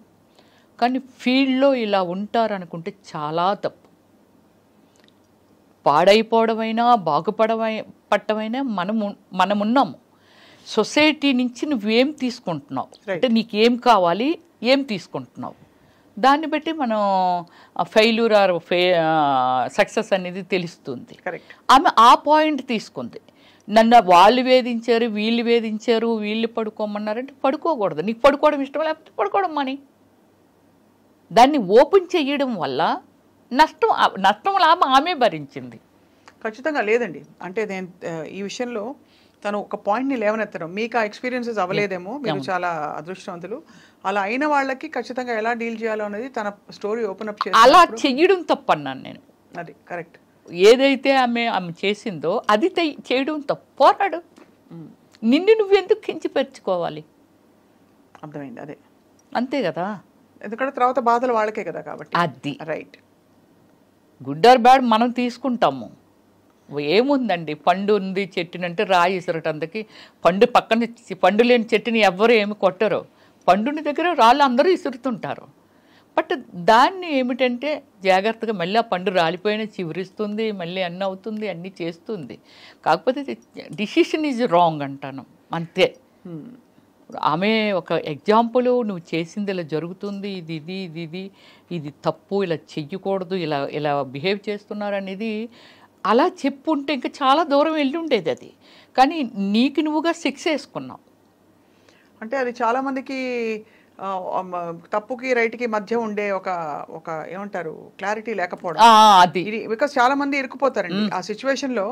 ఎలా బయటపడి మీకు మోడలింగ్ కోసం వాళ్ళు తీసుకెళ్ళినప్పుడు మీరు ఎలా అయితే కార్ లో ఇరుక్కుపోయారు, ఇక్కడ పరిస్థితి ఒక సిచ్యువేషన్ క్రియేట్ అయ్యి ఇరుక్కుపోయిన వాళ్ళు చాలా మంది చెప్తారు. ఒకసారి నాకు ఏమైందో తెలుసా, నేను చెన్నైలో షూటింగ్లో ఉన్నాను. 10 డేస్లో షెడ్యూల్ అయిపోతుంది అనుకునేది 13 డేస్ పెట్టింది, 3 డేస్ ఎక్స్ట్రా పెట్టింది. కొంచెం డిస్టర్బ్ అయ్యారు, లాంగ్ షెడ్యూల్ కదా. నాకు ఇంట్లో ఒక సర్వెంట్ ఉండేది, నాతో పాటు ఒక ఆమె వచ్చేది, ఒక ఆమె ఉండేది, ఇంట్లో ఉండిపోయేది. అమ్మ ఎవరో వస్తున్నారు, మీ ఫోటోలు అంట అవి అంటే నేను ఎప్పుడు మాట్లాడగలను? నైట్ ఈవినింగ్ వరకు స్ట్రైన్ అయ్యి వస్తాం, నైట్ పడుకునే ముందంటే చిరాకు కొట్టేది, అర్లీ మార్నింగ్ అంటే మేకప్ అది ఇది అంతా హడావుడి. ఇలా దాంతో అమ్మ వాళ్ళు ఈరోజు కూడా వచ్చారనేది, అరే మాట్లాడతానులే అనేదాన్ని. ఇలా అని చెప్పి ఫోటోలు కావాలటమ్మ, వాళ్ళు ఏదో సినిమా తీస్తున్నారంటే నన్ను తెలుసు కదా, అప్పటికే నేను బాగా ఫేమస్ అయిపోయాను. ఫోటోలు అంటున్నారమ్మా అది ఇది అని అంటే, సరే నేను వస్తాను చూసుకుంటానులే అని అన్నా. వచ్చాను కదా, వచ్చిన తర్వాత ఒక అతను వచ్చాడు, అమ్మ మీ ఫోటోలు కావాలమ్మా, అంటే ఆల్బమ్ అది నాకేమీ లేదు బాబు ఆల్బమ్లు అవిని. రమ్మిశ్రీ ఎవరంటే చెప్తారు కదా. అంటే ఇప్పుడులాగా మనమేమి ఎక్కడ చర్చ చేస్తే దొరకవు కదా. ఎవరిని అడిగినా చెప్తారు రమ్మిశ్రీ ఎవరంటే. ఇప్పుడు నన్ను ఆల్బమ్ అది అడుగుతాడు అంటే సరే ఫోటోలు ఉన్నాయిలే అని కొన్ని ఇచ్చా. పట్టుకెళ్ళిన తర్వాత వాళ్ళ అబ్బాయిని పంపించిందండి ఆవిడ. ఇప్పుడు ఆవిడ కూడా కళాకారిణి, కానీ ఆవిడ కళాకారిణి అనేది నాకు నిజంగానే తెలియదు. ఆ ఫోటోలు ఇచ్చి అంటే నాకు టైం దొరికినప్పుడల్లా అడుగుతూ ఉండేదాన్ని. సో ఆమె ఎప్పటికీ ఫొటోస్ ఇవ్వట్లేదు. రెండమ్మ తీసేసుకుందరు అంటే గోల్డ్ స్పాట్ కంపెనీ ఉండేది, ఐడియా ఉందా అమీర్పేట దగ్గర? దాని ఆపోజిట్ గల్లీ. అంటే లైఫ్లో కొన్ని మనం ఫేస్ చేసి అవి మనకి ఎప్పటికీ మీ రూపాన్ని నేను చూశాను. నాకు ఎప్పటికీ చనిపోయేంత వరకు మీరు ఎక్కడొకక్కడ టచ్ చేస్తూనే ఉంటారు ఇక్కడ. సో సరే ఏంటి ఈవిడ ఎవరిని పంపినా ఫోటోలు ఇవ్వట్లేదేంటి అని చెప్పి అటువైపే వెళ్తూ మారెడ్డి గారు, నేను అప్పుడు రెంట్కు ఉండేదాన్ని స్వప్న అరోరా కాలనీలో. తర్వాత ఆయన దగ్గరే హౌస్ కొనేసుకున్నాను, ఇప్పుడు అమ్మేశాను కూడా అది. ఆయన అమ్మ రా అమ్మ నేను అట్టే పోతున్నానులే తీసుకెళ్తాను, ఆడపిల్లవి నువ్వు. నాకు డ్రైవింగ్ రాదు కదా, నాకు జన్ కారు ఉండేది కానీ డ్రైవింగ్ రాదు. వెళ్ళా, అయితే అక్కడ పెద్ద ఒక హంగామా ఉంది. డ్రింక్ చేసేవాళ్ళు, తినేవాళ్ళు, ఒక 6-7 మగవాళ్ళు, వీళ్ళంతా. ఈ వాతావరణం నిజంగా నాకు తెలియదు.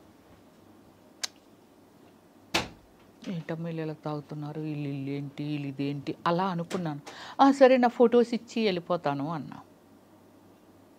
అంటే ఏమిటో కథ చెప్పింది, నా కూతురు అలాగైపోయింది, నేను అతనికి 2వ భార్యని, అతను ఎవరో తెలియదు, నాకు ఏదో చెప్తుంది, నువ్వు హెల్ప్ చేయాలంటే ఏ విధంగా చేయాలి అన్నాను. అంటే అలా కదమ్మా నీ హెల్ప్ కావాలి తల్లి, నా కూతురు అనుకో నువ్వు అని. సరే నా ఫోటోలు ఇవ్వు, సరే నేను ఏదో ఒకటి చెప్తానులే అని అనుకొని వచ్చేసాను. అదే రోజు నైటు విపరీతమైన వర్షం, ఇలా సినిమా సీన్ లాగే ఉంది. ఒక అబ్బాయి ఫుల్గా డ్రింక్ చేసి మా ఇంటి మెట్ల దగ్గరికి వచ్చాడు. ఎదురుగా ముస్లిమ్స్ ఉంటారు, అంటే ఆపోజిట్ హౌస్. నేను లేను, మా సర్వెంట్ తీసింది డోరు. మా గ్రిల్ ఉండేది ముందని. తీస్తే అబ్బాయి వచ్చి అమ్మ నా రింగ్ పట్టుకొచ్చేసారు కదా ఇచ్చి అండి అన్నాడు. మీరు నేను తీసుకురావడం ఏంటి, మీరు ఇంకెవరైనా అనుకుంటున్నా, మీరు ఇందాక వచ్చారు కదా, అక్కడ అతను ఉన్నది కూడా మనం చూడాల. మీరు ఇందాక వచ్చారు కదా, నా రింగు అక్క తీసుకుంది మీకు ఇచ్చిందంట కదా. నాకు ఎందుకు ఇచ్చింది, ఎందుకు ఇచ్చిందో, మీ ఇంటికి వెళ్ళి తీసుకోమందని. అప్పుడు 9:30 ఎంత అవుతుంది వచ్చాడు నైటు. ఫుల్ డ్రింక్, వాళ్ళ ఇంటి దగ్గర నుంచే, అక్కడ డ్రింక్ చేస్తున్నాడేమో వచ్చాడు. అప్పుడు చెప్పాను, అతను మనం చెప్పింది వినట్లా. చైర్లో వచ్చి లోపలికి వచ్చి కూర్చుండిపోయాడు. మా సర్వెంట్స్ కదా తీశారు డోరు, వచ్చి కూర్చున్నాడు. వెళ్ళమంటే వెళ్ళడే. మీరు నమ్మరండి, అక్కడ నా పేషెన్సీ ఎంత ఉందంటే తల్లిలాగా, ఒక మదర్ లాగా అతనికి ఇంత అందంగా ఉన్నావు, ఇంత బాగున్నావు అమ్మ, ఇలా డ్రింక్ చేసి ఇలా రియల్లీ నేను తీసుకురాలేదు రింగు, చూడు ఆవిడే ఏదో చేసి ఉంటుంది, నా మీద పెట్టింది, నేను వచ్చాను. లైక్ అంటే ఒక రీజను అర్థమైంది. ఆలోచించి నువ్వు నాకు ఎందుకు ఇచ్చి ఉంటుంది అంటావు, నాకెందుకు ఇస్తుంది ఆవిడ ఎవరో కూడా నాకు తెలియదు అసలు. వచ్చాను, ప్లీజ్ వెళ్ళిపో, టైం అవుతుంది, నేను ఏదైనా పోలీసులు పిలిచాను అనుకో నీ లైఫ్. ఆడు సింగపూర్ వెళ్దాం అనుకుంటున్నాడంట. ఆవిడికి నువ్వెలా దొరికేవు, ఆవిడింటికి నువ్వెందుకు వెళ్ళేది, ఒక మదర్ లాగా అలా అలా అలా అలా అలా అలా ఎక్స్ప్లెయిన్ చేసి అతన్ని 11:30కి బయటకు పంపగలిగాను. నా ఓపుకి నాకు నేనే జోహార్ చెప్పుకున్నాను. ఇంత ఓపుక రమ్య అనేది ఏం చేసేస్తాడో భయం. మామూలుగా ఎవరినైతే కసురుతారు, లేకపోతే పక్క వాళ్ళని పిలుస్తారు, పోలీసులు కంప్లైంట్ ఇస్తారు. చెయ్యలేదు అసలు. బ్రతిమిలాడే రీజన్ వాడు కరిగాడు. లాస్ట్కి కరిగి అప్పుడు బయటికి వెళ్ళాడు. లోపల ఒక భయము, వీడు ఫుల్ తాగేస్తున్నాడు, టూ యంగ్ అబ్బాయి, ఏమైనా చేసేస్తాడేమో. బాబోయ్, మీరు అసలు మీ ఎక్స్పీరియన్సెస్ మొత్తం అంతా చూస్తే ఒక కథ బుక్ రాశారంటే మీకు అది రాయించండి యాక్చువల్లీ. అంటే మీరు ఇండస్ట్రీకి వచ్చిన తీరు, ఆ కార్లో అయిన ఇన్సిడెంట్, ఇలాంటి బోల్డ్ జరిగి ఉంటాయి. అవన్నీ కలిపి నిజంగా రమ్యశ్రీ గారు మీరు ఎలా బయటపడ్డారు? బయటపడ్డం అంటే చెప్తున్నాను కదా, నాకు ఓపిక ఎక్కువ స్వప్న గారు. తర్వాత మీరు భయపడరు మీ ఫస్ట్ అది ఏదైనా అవనియండి, నేను వచ్చి కున్నిట్ల మీద పెట్టి దగ్గర దగ్గర ఒక 15 crores పోగొట్టుకున్నాను. నాకు గాడ్ ఫాదర్ లేక, అంటే చెప్పేవాళ్ళు లేక, దీని మీద అయితే ఇది పెరుగుతుంది, ఇదైతే ఇలాగ అవుతుంది, ఆ పాపం ఇలా అడుగుతాను ఇచ్చేస్తారా అట్లే, ఇలా ఇలా ఇలా అనుకొని పోగొట్టుకొని ఉంటాను. కానీ ఏ రోజు దాని గురించి నేను ఆలోచించిన రోజు నాకు ఇంకా రాలేదు. ఆలోచించను నేను.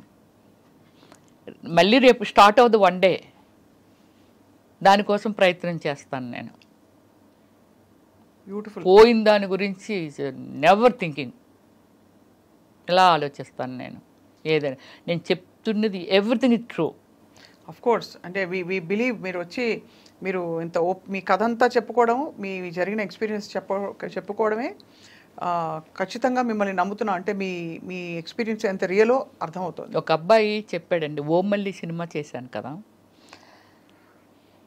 వాళ్ళ పేరెంట్స్ ఓమల్లి అంటే ఆ నలుగురు అనేది ఒకటి ఏదో వచ్చింది కదా అప్పుడులో, మీరు వినేవాళ్ళు.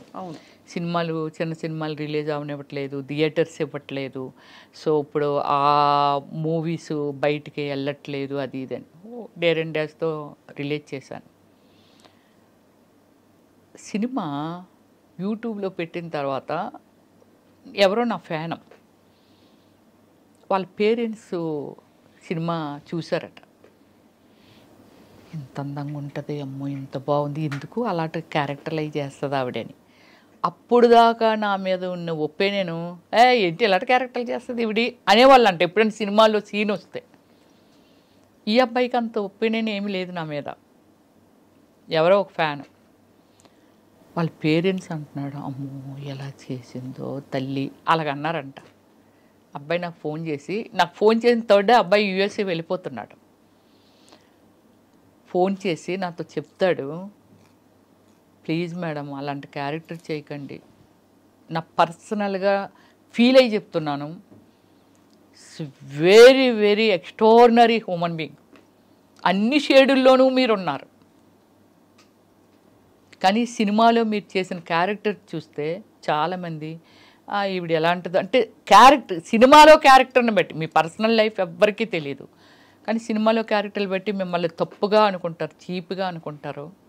కానీ ఓమల్లి సినిమా మీ టాలెంట్ చూసిన తర్వాత ఎందుకు ఈమె ఇలాంటి క్యారెక్టర్లు చేస్తుందా అని నాకు అనిపించింది మేడం. ప్లీజ్ మేడం ఇంకెప్పుడు ఎలాంటి క్యారెక్టర్స్ అన్నాను నేను. ఒక హీరోయిన్ ఉంది, హీరోయిన్ షార్ట్ డ్రెస్లు వేయట్లేదా? ఇప్పుడు ఈరోజు మీరు చూస్తున్నారు చాలా ఈవెంట్స్కి, ఒక హీరోయిన్ వెళ్ళాలంటే ఒంటి మీద బట్టలు కూడా లేకుండా వెళ్తున్నారు, అంటే ఆ విధంగా డిజైనింగ్ డ్రెస్. అవును, ఒక హీరోయిన్ని రిసీవ్ చేసుకుంటే కదా ప్రొడ్యూసర్స్, ఆడియన్స్ రిసీవ్ చేసుకుంటే కదా ప్రొడ్యూసర్స్ అమ్మాయిని మళ్ళీ పెట్టుకుంటారు. కాబట్టి ఆ పార్ట్ ఆఫ్ ద గేమ్ అది అంతే. దానికి ఆ క్యారెక్టర్ చేయకండి, ఈ క్యారెక్టర్ ఎవరో ఏదో అనుకుంటారంటే నేను ఎలా, అంటే నాది ఎలా ఫుల్ఫిల్ అవుతుంది నా డ్రీమ్. ఇప్పుడు నేను బిజీగా ఉండాలి, బాగా ఉండాలి, డబ్బులు సంపాదించాలి, ఒక ఏ క్యారెక్టర్ వచ్చినా చేశాను, 7 వేరియేషన్ చేశాను నేను బిజీ ఉన్నాను, అందులో నాకేమీ తప్పు అనిపించింది అదేమీ లేదు. ఒక డాక్టర్ ఆపరేషన్ చేస్తే గుండు కోసేసి అది చేసి ఇది చేసి టిచ్చింగ్ చేసి అక్కడ అతుకుంటే తప్పదు, మరి కుట్టినప్పుడు అతుకుంటుందా? అవును, అంతేగా. డాక్టర్ అంటే డాక్టర్ ఎందుకు చేశారు? అమ్మో గుండు కోస్తే భయం వేస్తుంది, ఎవరైనా ఏమైనా అనుకుంటారు అనుకుంటే ఆయన ఎలా డాక్టర్ అవుతారు? మనల్ని బ్రతికించాలి కదా. కానీ I'm very happy, end of the day so happy. ఎందుకంటే కొన్ని కోట్ల జనాభాకి ఐడెంటిఫై, అవును, కొన్ని కోట్ల జనాభాకి ఎంటర్టైన్మెంట్, అండ్ మీకు కావాల్సిన డ్రీమ్స్ మీరు ఫుల్ఫిల్ చేసుకున్నారు అంతే. ఇప్పుడు నెక్స్ట్ సెకండ్ ఇన్నింగ్స్ మొదలు పెడుతున్నారు రమేష్, ఆల్రెడీ పెట్టేశాను. వి విష్ యూ హార్ట్ ఫెల్ట్గా ఆల్ ది బెస్ట్.